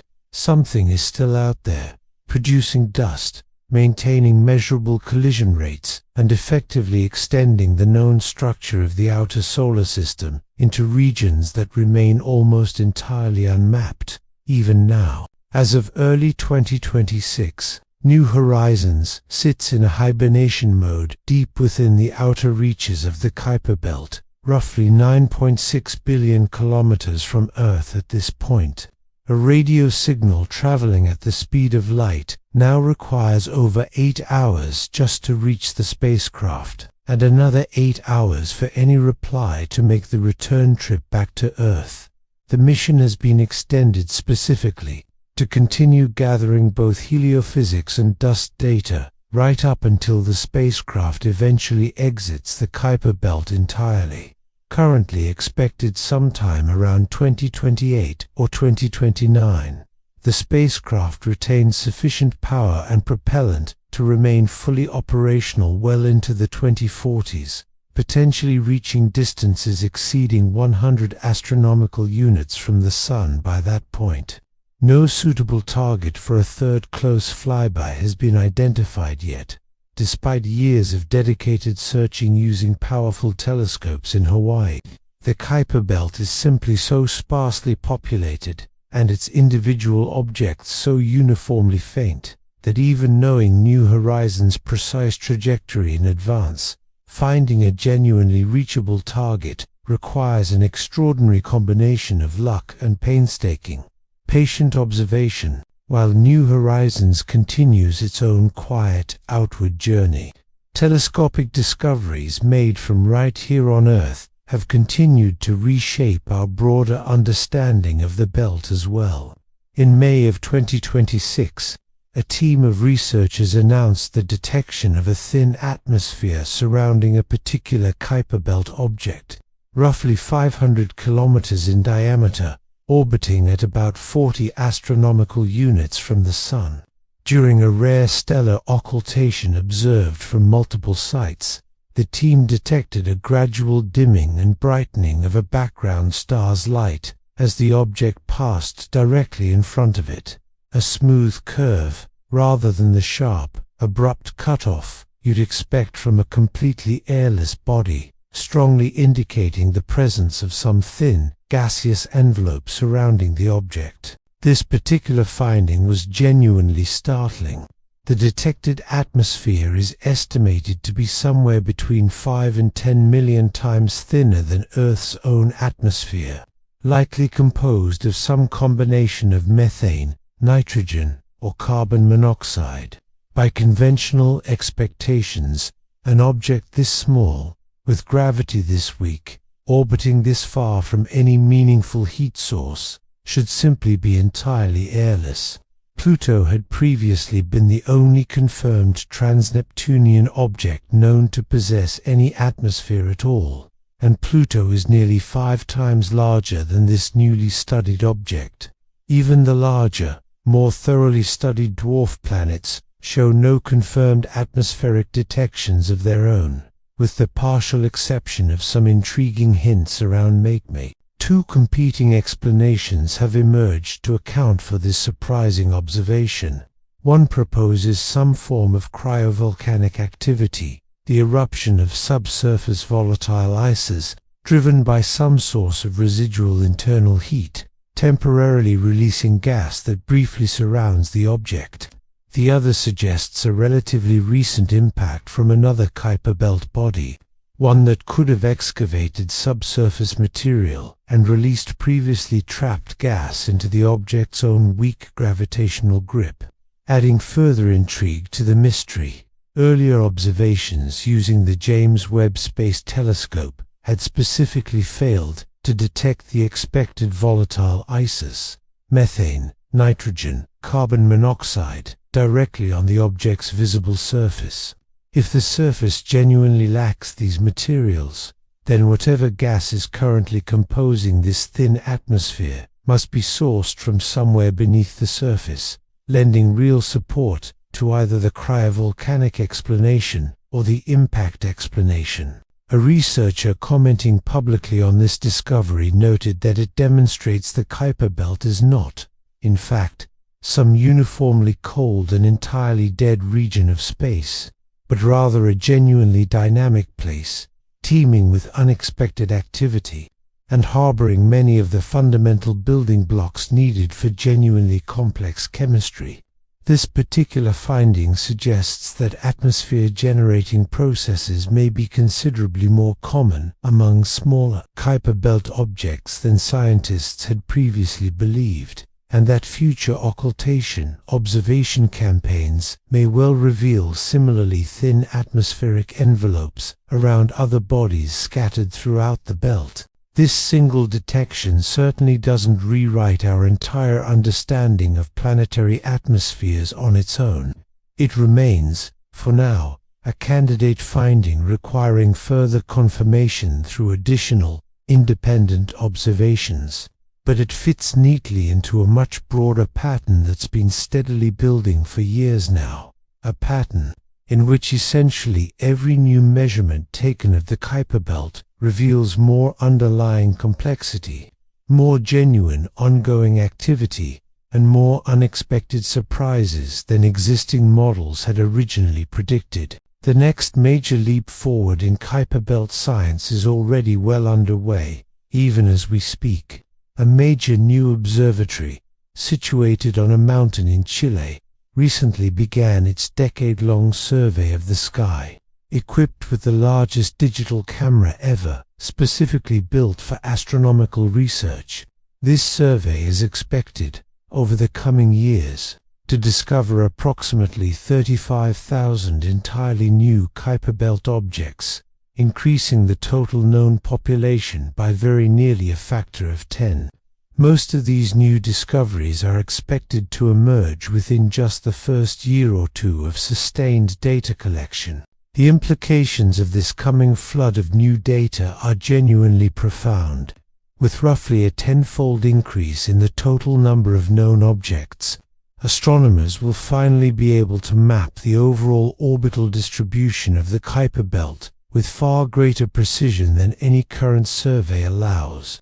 They'll be able to properly test whether the orbital clustering motivating the Planet 9 hypothesis is genuinely real, or whether it's simply an artifact resulting from previously incomplete sampling. They'll detect smaller, fainter objects than ever before, filling in significant gaps in the overall size distribution, and potentially revealing whether the belt's true population follows existing theoretical predictions or deviates from them in genuinely unexpected ways. They may well identify entirely new resonant populations, new dynamical families of objects, and quite possibly entirely new classes of objects, with no current analog anywhere in the existing catalogue. This same observatory is also expected to directly support New Horizons' ongoing mission. A proposed targeted survey, carefully aligned with the spacecraft's known trajectory, aims to discover Kuiper Belt objects positioned close enough to New Horizons' actual flight path to be observed directly by the spacecraft's long-range camera, even without requiring an additional dedicated flyby maneuver. Imaging a Kuiper Belt object from a distance of roughly 1 astronomical unit or less would provide entirely new kinds of data, currently unobtainable from Earth-based telescopes alone, including detailed information about surface properties, overall shape, and rotational behavior, observed at solar viewing angles that are simply impossible to achieve from any telescope located closer to the Sun. The combined convergence of New Horizons' own direct in-place measurements, this new observatory's enormous incoming survey data, the James Webb Space Telescope's increasingly powerful spectroscopic capabilities, and ongoing ground-based stellar occultation campaigns is creating a genuinely unique moment in the history of Kuiper Belt science. One that many researchers now describe not simply as incremental progress, but as something closer to an outright revolution in our understanding. The belt itself is transitioning, in real time, from a dimly perceived outer boundary into a fully characterized structural zone of the solar system in its own right, complete with its own internal architecture, its own complex population dynamics, and its own genuinely ongoing geological and chemical processes. Every new finding seems to reinforce the same overarching conclusion. The Kuiper Belt simply isn't what anyone originally expected it to be. It isn't a barren scattering of inert ice balls drifting aimlessly through otherwise empty space. It's a complex, richly structured, and in certain documented cases genuinely active region, one that simultaneously preserves some of the earliest possible records of planetary formation, while also hosting processes that continue operating quietly even today. Its objects carry thin atmospheres that arguably shouldn't exist at all. They maintain physical shapes that faithfully record events from over 4.5 billion years ago. They continue producing dust that hints at entire unseen populations, stretching out into regions of space that remain almost completely unexplored. But there's still one more dimension to this story, and it's the dimension that no scientific instrument, however sophisticated, can ever fully convey on its own. The data tells us, with increasing precision, what's actually out there. The numbers quantify, with remarkable accuracy, just how far away it all is.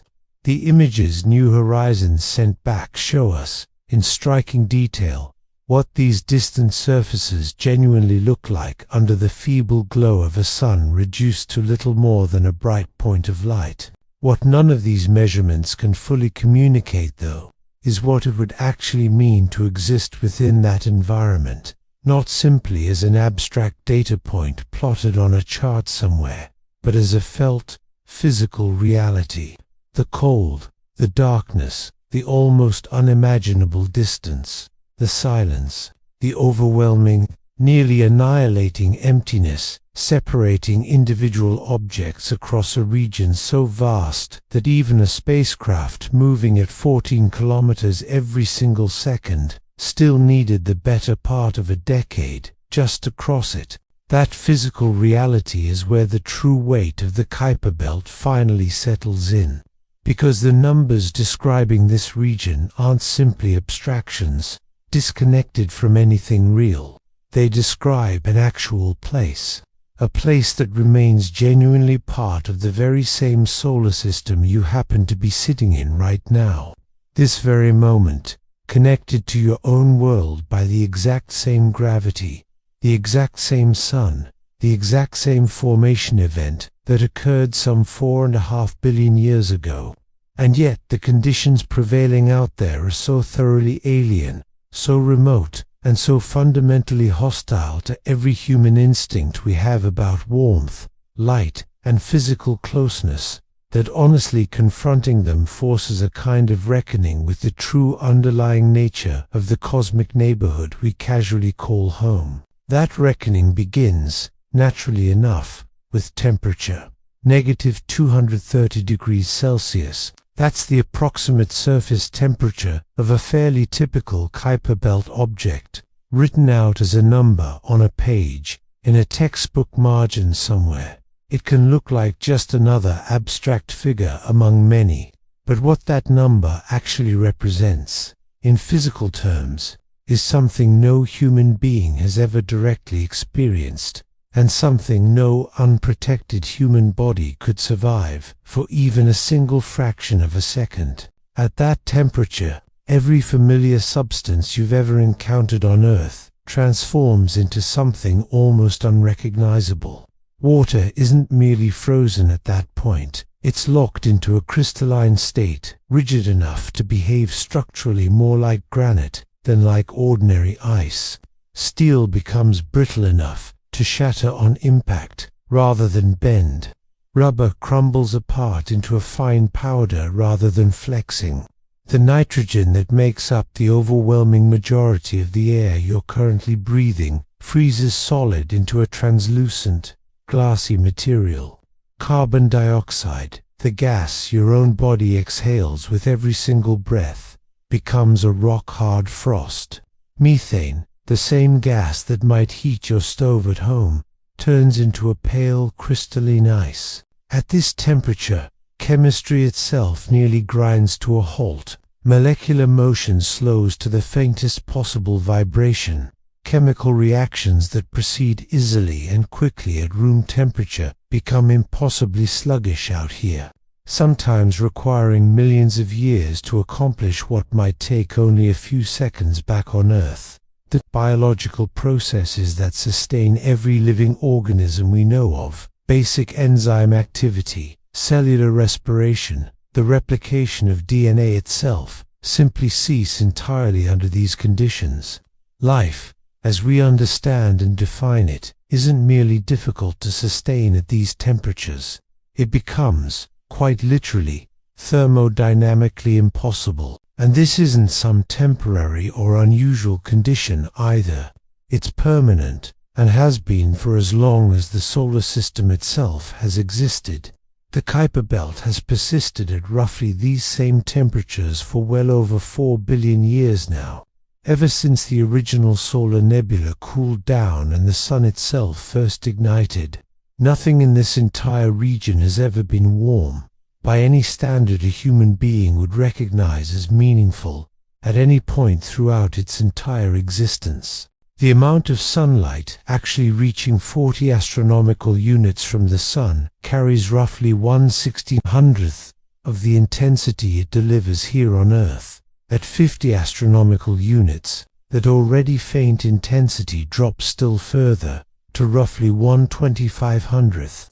These aren't simply dim conditions, in the way an overcast afternoon might feel dim. These are conditions in which the Sun itself, the same nuclear furnace that drives essentially all life and climate here on Earth, has been reduced to a faint point of light that wouldn't even cast a clearly readable shadow on the ground beneath your feet if you happened to be standing there. Try to picture it, slowly, the way you might picture a half-remembered dream. You're standing on the surface of some Kuiper Belt object. You look upward. The sky above you is black, not the relatively gentle black of an overcast night, or even a clear, moonless evening here on Earth, but the absolute, unbroken black of a true vacuum, extending uninterrupted in every direction you could possibly look. Stars fill that sky in numbers far exceeding anything any earthbound observer has ever personally witnessed, simply because there's no atmosphere out here to scatter their light, no ambient light pollution to wash them out, no soft blue daytime sky to hide them from view, even during what would pass for daytime out here.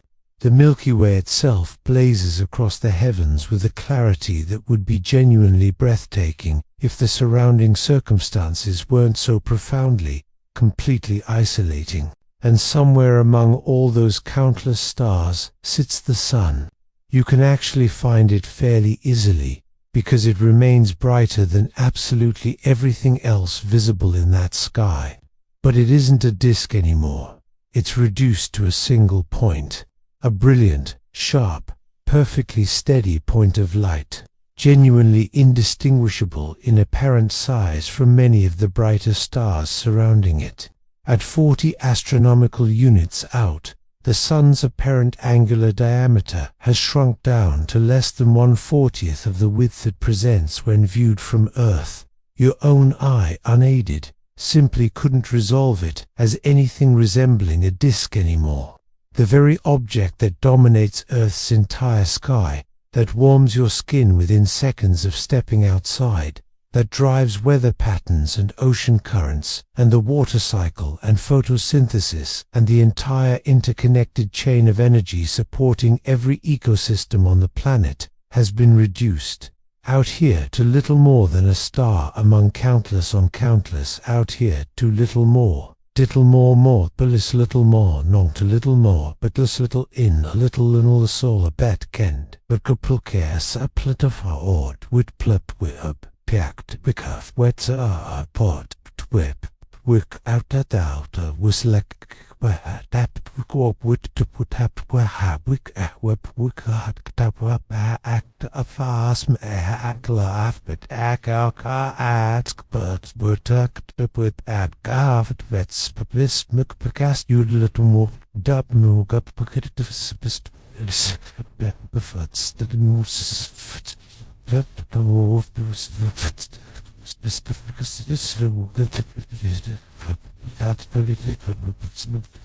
brighter than the rest, certainly, but no longer the commanding, defining presence that separates day from night, warmth from cold, life from its absence.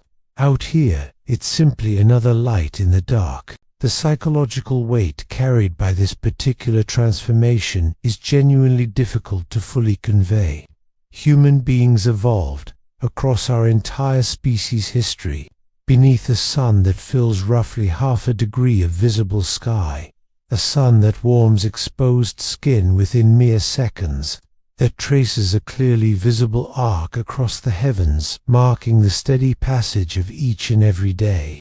Our internal circadian rhythms, our agricultural calendars, much of our art and architecture and religious tradition, our entire intuitive sense of time itself, are all built fundamentally around the daily, lived reality of a nearby, genuinely powerful star.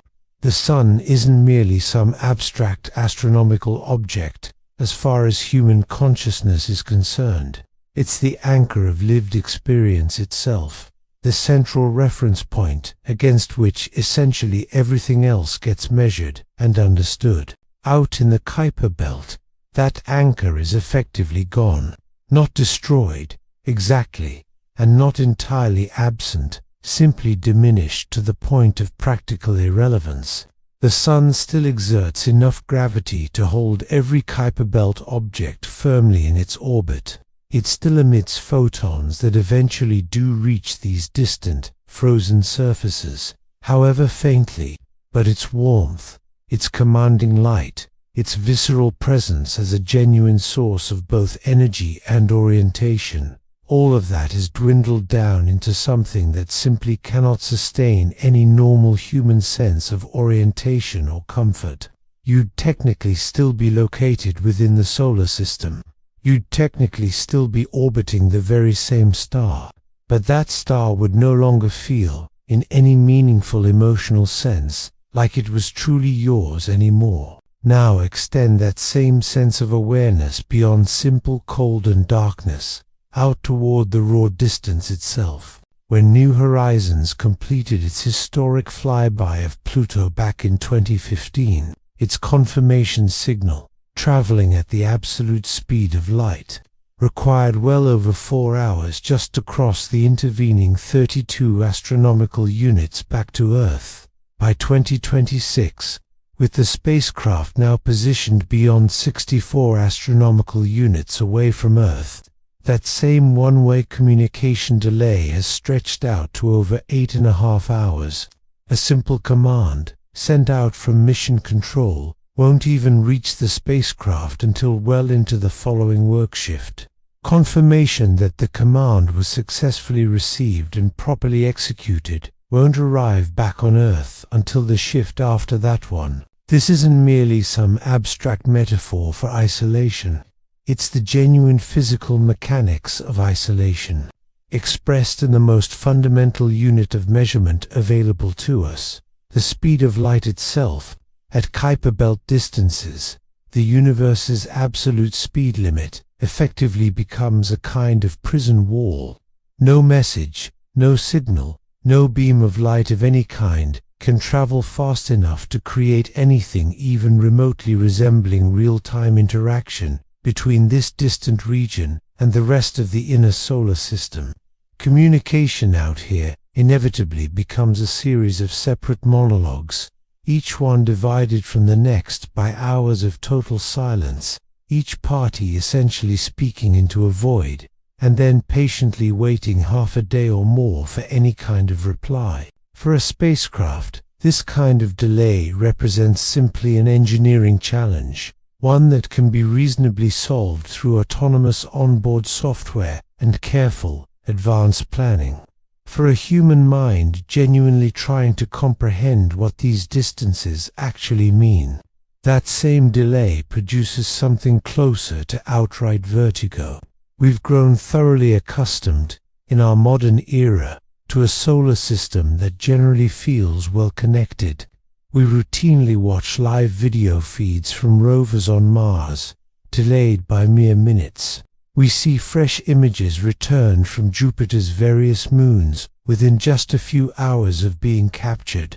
The inner solar system, for all its genuine vastness, still operates within a communicative horizon that feels broadly manageable to the human mind. The Kuiper Belt thoroughly demolishes that comfortable illusion. Out here, the solar system has simply grown too large to support anything resembling genuine conversation, and the distances separating individual objects within the belt itself prove even more disorienting than the raw distance separating the belt as a whole from Earth. The Kuiper Belt, as we've discussed, contains hundreds of thousands of objects larger than 100 kilometers across, and quite possibly billions of smaller fragments scattered throughout. And yet the sheer volume of space these objects collectively occupy is so staggeringly immense that the average distance separating any two large Kuiper Belt objects still runs into the tens of millions of kilometers. New horizons had to be aimed with truly extraordinary precision, years in advance, simply to pass within roughly 3,500 kilometers of Arrokoth, a target only about 36 kilometers long, embedded within a region where the nearest comparably sized object might be located 50 million kilometers away or more. The spacecraft effectively threaded a needle across billions of miles of largely empty space, just to successfully reach a single tire, tiny spiles, just to successfully anything, to survive encountering anything else, so long the way of encounter it, without in the spa without wowed, with encountering with, to within kieting in it, inslix at, exact was at, where in at well at well, bad at west, go it will got a wet bow without a bad a brick up back with but have got to have a goat with the book gaff of kerpagak plus grow at the aspis the splash with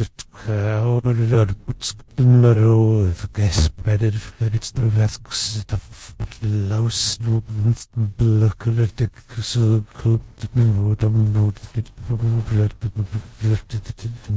it was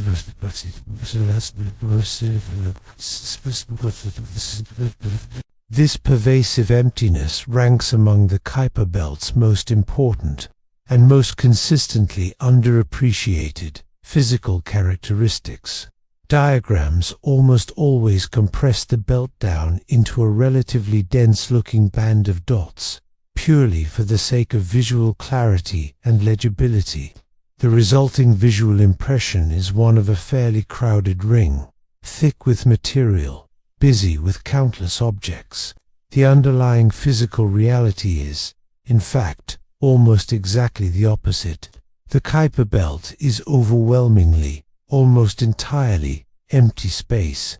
Its constituent objects are separated from one another by gulfs so wide that if you happened to be standing on any single Kuiper Belt object and looked outward in every possible direction, even with the most powerful conceivable telescope, you almost certainly wouldn't be able to see another one anywhere nearby. There would simply be nothing visible to see, just black sky, faint and distant stars, and that single, tiny, distant speck representing the Sun. Compare this directly to the inner solar system, where individual planets remain visible to the unaided human eye from each other's respective surfaces. Standing on Earth, you can personally see Venus, Mars, Jupiter, and Saturn without needing any telescope at all. The Moon dominates much of the night sky on its own. The Sun fills and defines the entirety of each day. The inner solar system is populated densely enough, situated closely enough together, and bright enough overall that these celestial neighbors genuinely remain part of everyday human experience and awareness. Ancient civilizations successfully tracked planetary motions using nothing more than their own unaided eyes, building entire elaborate cosmological systems around what they were able to directly observe in the sky above them. Out in the Kuiper Belt, that entire familiar framework simply vanishes. There are no naked-eye neighbors to speak of. There's no bright, wandering planet to track across the changing seasons. There's no nearby moon to meaningfully light up the surrounding landscape at all. There's only the single object you happen to be standing on, and an emptiness so thoroughly complete that the very concept of a neighborhood, in any meaningful sense, simply ceases to apply. Each individual Kuiper Belt object effectively becomes its own isolated island, separated from every other island by distances that would realistically take many centuries to cross at any speed currently achievable by human technology. This is the underlying reality that textbook diagrams have always quietly concealed. The solar system doesn't actually transition gradually, smoothly, from a busy, populated region into an empty one as you move steadily outward. It crosses a genuine, identifiable threshold somewhere along the way. Inside Neptune's orbit, the solar system remains a structured, genuinely populated environment, one where gravitational interactions happen frequently, where objects meaningfully influence one another across relatively short distances, where energy radiating from the Sun actively drives weather patterns and geology and chemistry on essentially every world within that region. Beyond Neptune's orbit, that same underlying structure begins to dissolve almost entirely. The objects themselves are still genuinely present out there, of course, but the empty space separating them has expanded so dramatically that each one now exists in something close to total functional isolation from everything else around it. The Kuiper Belt isn't simply a continuation of the same basic pattern established by the inner solar system. It represents the genuine beginning of something fundamentally, qualitatively different. And even the Kuiper Belt itself doesn't represent the true end of this particular story. Beyond the Kuiper Belt's main body, and beyond its more loosely associated scattered disk population as well, lies a far vaster structure still, one that has never once been directly observed by any instrument currently available to us. This theoretical region is generally known as the Oort cloud, first proposed by a Dutch astronomer back in 1950. It describes a vast, roughly spherical shell of icy bodies, thought to completely surround the entire solar system at distances ranging anywhere from roughly 2,000 astronomical units out to perhaps 100,000 astronomical units from the Sun.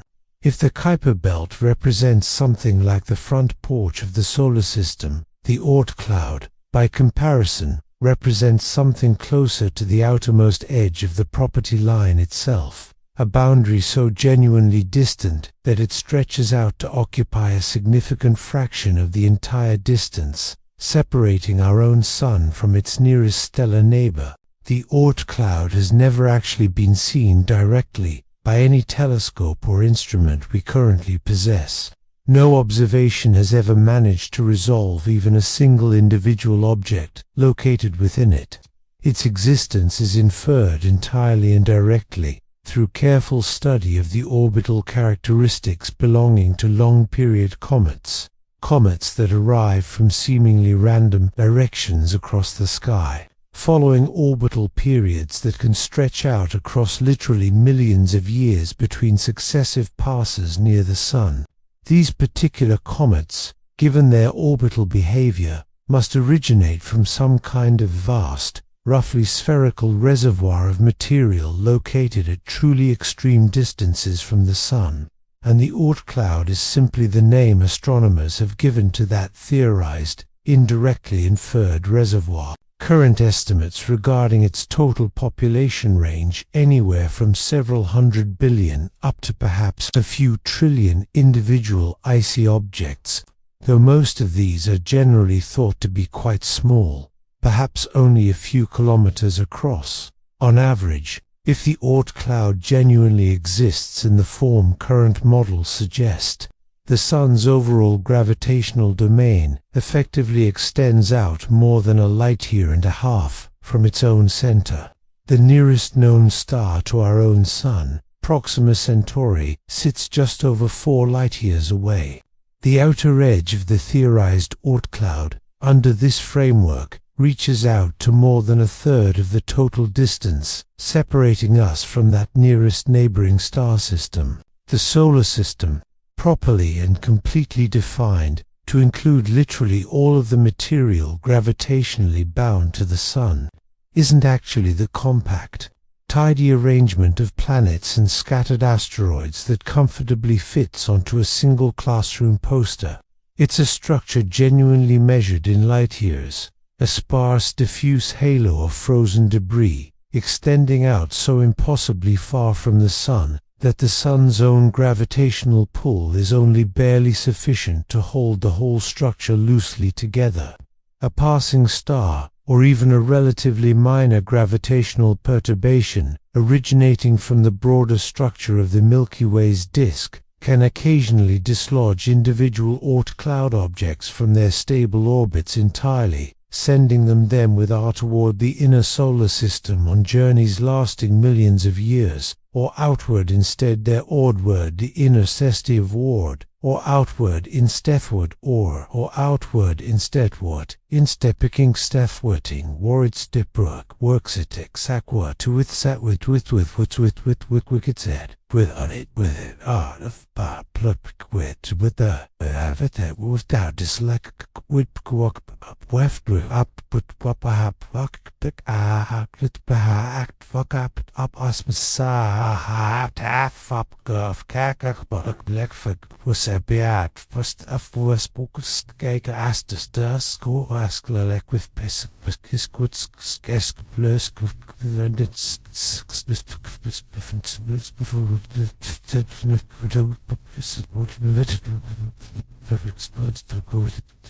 never to return again. The Kuiper Belt itself sits at the innermost margin of this much larger outer domain.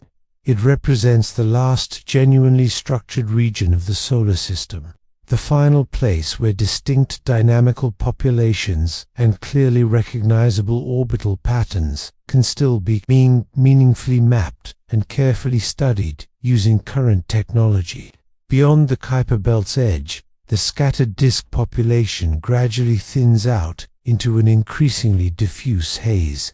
And beyond that diffuse haze lies the Oort cloud itself, stretching out into territory that may genuinely remain beyond our ability to directly observe for a very long time yet, regardless of how much our technology continues to advance. This entire layered architecture, taken together, reveals something deeply important and admittedly a little unsettling about the solar system's true underlying nature. The warm, bright, geologically active zone that human beings have studied so intensively, the zone containing Mercury and Venus and Earth and Mars and Jupiter and Saturn and Uranus and Neptune, occupies what amounts to a genuinely tiny fraction of the Sun's complete domain.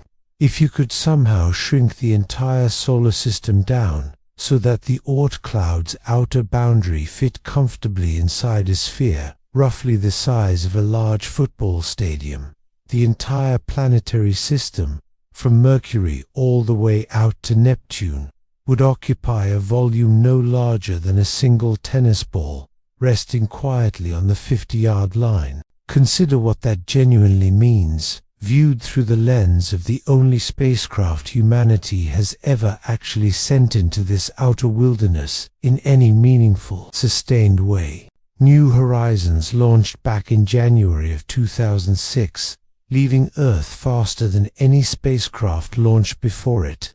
Traveling at roughly 16 kilometers every single second, it crossed the orbit of our own moon within a mere 9 hours of liftoff.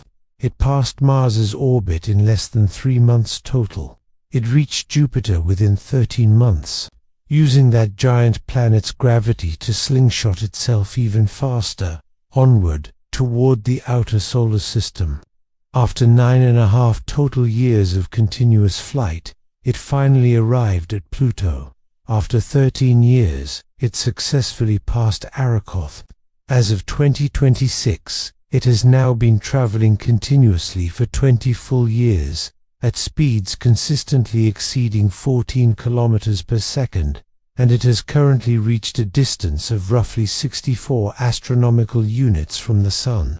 It's expected to fully exit the Kuiper Belt sometime around 2028 or 2029, roughly 22 to 23 years after its original launch. And yet, even after reaching that point, it will have crossed only the very innermost fringe of the Sun's complete outer domain. The Oort cloud, according to current models, begins at roughly 2,000 astronomical units out.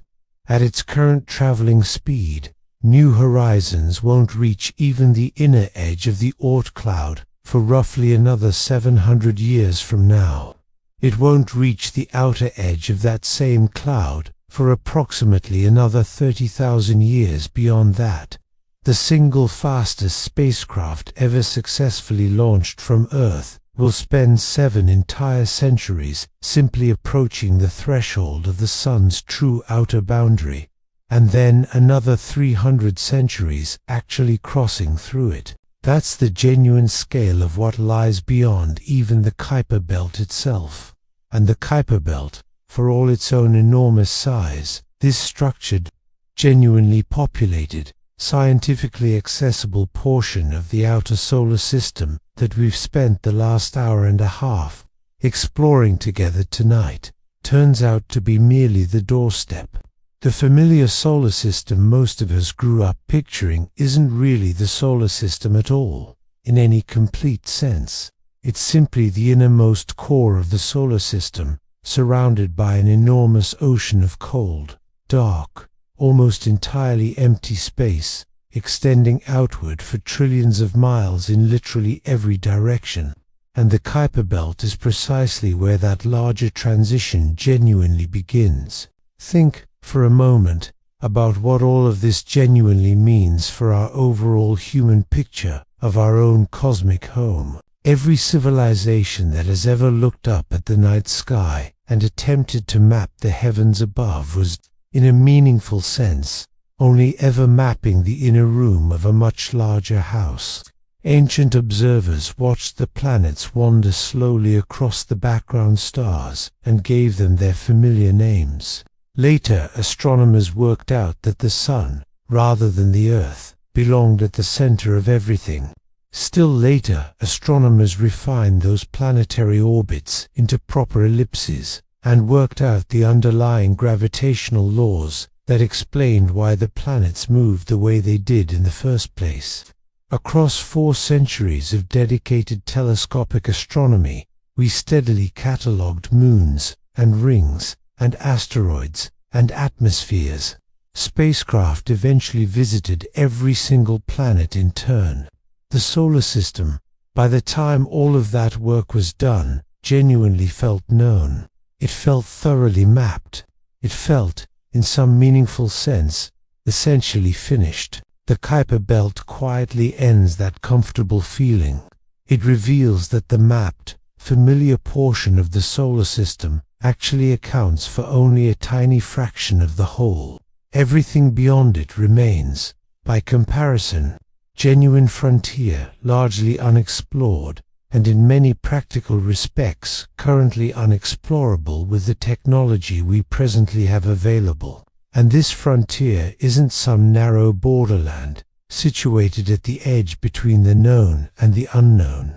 It's the dominant physical reality of the entire system. The wilderness, by any reasonable measure, is considerably larger than the settlement, by orders of magnitude. Human beings, it turns out, haven't yet explored most of their own solar system at all. We've explored a comparatively small, bright core, and quietly mistaken it, for a very long time, for the entire structure surrounding it. The emotional weight carried by this particular realization tends to land rather differently than most other astronomical facts typically do. Learning, for instance, that the observable universe contains roughly 2 trillion separate galaxies is genuinely staggering, in its own way. But that particular fact involves distances so abstract, so far removed from any kind of lived human experience, that the mind tends to simply acknowledge the raw number intellectually, without ever fully processing what it actually means on any deeper level. The Kuiper Belt feels different, somehow. It's close, relatively speaking. It remains genuinely part of the very same system in which Earth itself orbits. It's connected directly to the very same sun that rises faithfully over your own horizon every single morning.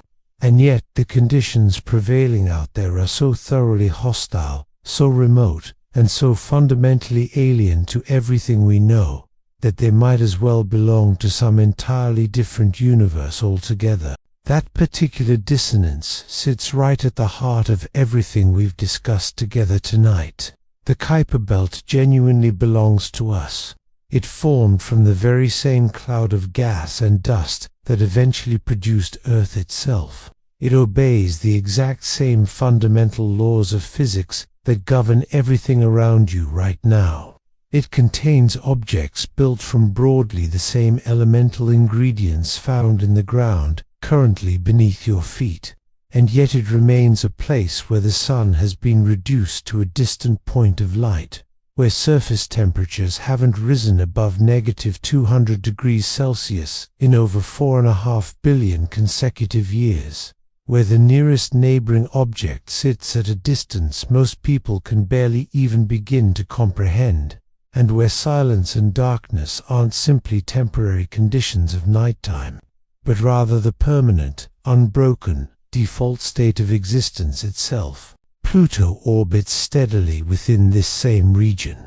Pluto, the very same world that schoolchildren for generations were taught was the last planet, the final marker before the solar system simply ran out entirely, the same small world that eventually received a dedicated spacecraft visit and turned out, against most expectations, to have active glaciers, genuine mountains, a measurable atmosphere, and quite possibly a hidden ocean lying beneath its frozen surface, all while existing in a place where the sun itself provides less usable warmth than a single birthday candle might provide.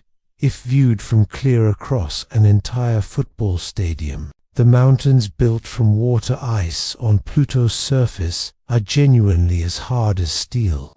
Its nitrogen glaciers flow at rates measurable only across truly vast geological timescales. Its thin atmosphere, such as it actually is, would register as something close to a perfect vacuum by any standard we'd typically apply here on Earth.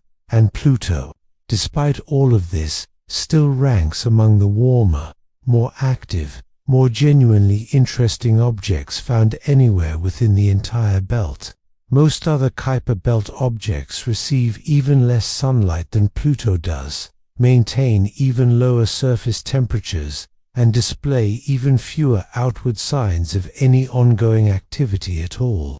They remain completely frozen, sealed in a kind of suspended animation that has persisted, essentially unbroken, since long before any form of life ever appeared on Earth.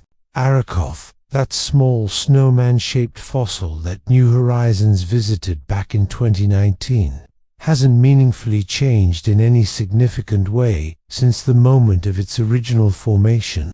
Its two component lobes gently merged together more than 4 billion years ago, and nothing of any real consequence has happened to it since that ancient moment. No impacts large enough to meaningfully reshape it. No significant thermal cycles capable of altering its surface in any noticeable way. No gravitational interactions strong enough to meaningfully disturb its stable orbit. It simply drifts, quietly, through the cold classical belt, preserved in a state so remarkably complete that studying it closely feels a little like reading a letter written by the solar system itself, addressed to its own distant future. A message composed at the very moment of its own birth, and faithfully delivered, entirely unchanged, across the full, staggering span of cosmic time that has passed since. The Kuiper Belt preserves things. That's genuinely one of its defining characteristics. The extreme cold prevents most forms of sublimation. The enormous distance prevents any meaningful solar heating. The profound isolation prevents most kinds of destructive collisions. Everything originally placed within this region during the solar system's earliest formative years has, by and large, simply remained there ever since. Frozen, dark, almost entirely undisturbed, slowly accumulating little more than a faint patina of cosmic ray damage and a thin coating of tholin chemistry across its various surfaces over the eons. The belt functions, in many respects, like a museum with no visitors, no curators, and no lights at all, quietly holding exhibits that predate every single living thing that has ever existed anywhere. And yet, despite all of this particular museum isn't simply some static, lifeless relic, either. It's a place that genuinely continues to operate, even now. It still produces comets that periodically seed the inner solar system with genuinely ancient ice. It still generates dust that fills the outer reaches of the solar system with a faint, persistent haze of microscopic particles. It still appears to harbor at least some objects capable of maintaining thin atmospheres against essentially every reasonable expectation. It remains a genuine frontier that is, somehow, simultaneously ancient and quietly active, both effectively dead and meaningfully alive, both seemingly finished and only just barely begun, in terms of what we've actually managed to explore and understand about it so far. A major new observatory will soon multiply the total known population of Kuiper Belt objects by roughly a factor of 10. New Horizons itself will continue patiently collecting dust and plasma data as it gradually exits the belt sometime around 2028 or 2029. The James Webb Space Telescope will continue measuring the surface, compositions of increasingly distant Kuiper Belt objects, with a degree of spectroscopic precision that would have been entirely impossible just a decade ago. Ongoing stellar occultation campaigns will continue probing for hidden atmospheres, rings, and previously undetected moons around objects too faint and too distant for any direct imaging currently available. Each one of these continuing efforts will steadily add further detail to the overall picture. Each one will likely reveal additional surprises along the way, but no survey, no spacecraft, and no telescope, however powerful, will ever fundamentally change the basic underlying reality that the Kuiper Belt inevitably forces all of us to confront. Sooner or later, it's the place where the solar system genuinely stops feeling like a familiar neighborhood and starts feeling instead like something closer to an abyss. It's the zone where overwhelming distance finally outweighs any sense of meaningful proximity, where deep, permanent cold finally overwhelms any lingering sense of warmth, where vast emptiness finally overwhelms any remaining sense of recognizable structure, and where the human mind's natural ability to project a comfortable sense of familiarity onto the wider cosmos finally, genuinely reaches its limit. The 8 familiar planets orbit together within a warm, comparatively bright, genuinely compact region that human civilization has now studied closely for thousands of years. Beyond them lies a frozen outer world that dwarfs that entire planetary zone across nearly every conceivable physical dimension: total volume, radial extent, raw population count, and sheer duration of undisturbed preservation. The Kuiper Belt isn't simply some minor afterthought, casually appended to the outer edge of an otherwise complete solar system. It's a genuinely fundamental structural zone, one that reveals the true underlying character of the Sun's complete domain, a domain that turns out to be overwhelmingly cold, overwhelmingly dark, overwhelmingly empty, and almost entirely indifferent to the continued existence of the small, comparatively warm world where human beings happen to live out their entire lives. The solar system you've likely carried around in your imagination for most of your life, the one featuring a bright, warming sun, and colorful, individually named planets, and Saturn's beautiful rings catching the light just so, is genuinely real. It does exist, exactly as you've always pictured it, but it represents, in the end, a small, comfortably sheltered clearing, situated right in the middle of a vast, ancient, and permanently frozen wilderness. And the Kuiper Belt is precisely where that surrounding wilderness genuinely begins, not somewhere out at the absolute theoretical edge of the Sun's gravitational reach, not way out at the far theoretical boundary of the Oort cloud, several light years removed from anything familiar.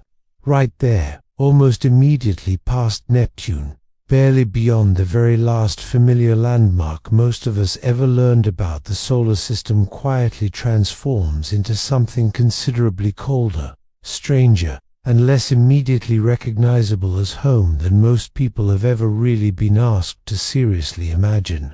And maybe that's actually a good place to let this rest for tonight, not as a frightening thought. Necessarily, though, it's completely understandable if it feels that way at first, turning it over in your mind in the dark, but also, perhaps, as something quietly comforting, in its own way, once you sit with it a little longer, because everything we've talked about tonight, the cold, the silence, the staggering distances, the ancient frozen worlds drifting patiently through all that empty space, none of it is actually happening to you. You're not out there.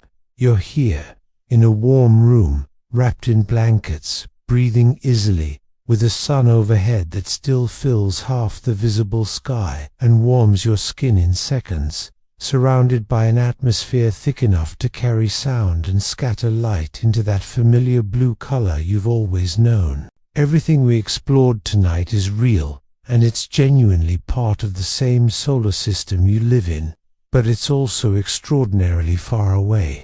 Billions of miles between you and the nearest of those frozen, silent worlds. So far away that the cold out there can't reach you here. So far away that the silence out there is simply a fact about a distant place, not a feeling you have to carry with you into sleep. Let the Kuiper Belt stay out there, quietly orbiting in the dark, the way it has for over 4 billion years, the way it will continue to 4 billions more. It doesn't need you to think about it any further tonight. It will still be there tomorrow, drifting along exactly as it always has, whether you're thinking about it or not. For now, you can simply let it go. Let your breathing slow further. Let the weight of your body sink more fully into wherever you're resting. The mountains of ice on distant Pluto aren't going anywhere. Arrokoth will keep drifting through its own quiet corner of the cold classical belt, exactly as it has for billions of years already, entirely unconcerned with anything happening here. The vast, theoretical Oort cloud will continue stretching out into the dark, patiently, for as long as the sun itself continues to exist. None of it requires anything further from you tonight. Just rest now. You're warm, you're home. And out there, impossibly far away, something ancient and frozen and silent continues on. Quietly, the way it always has, while you finally let yourself drift off to sleep. Good night.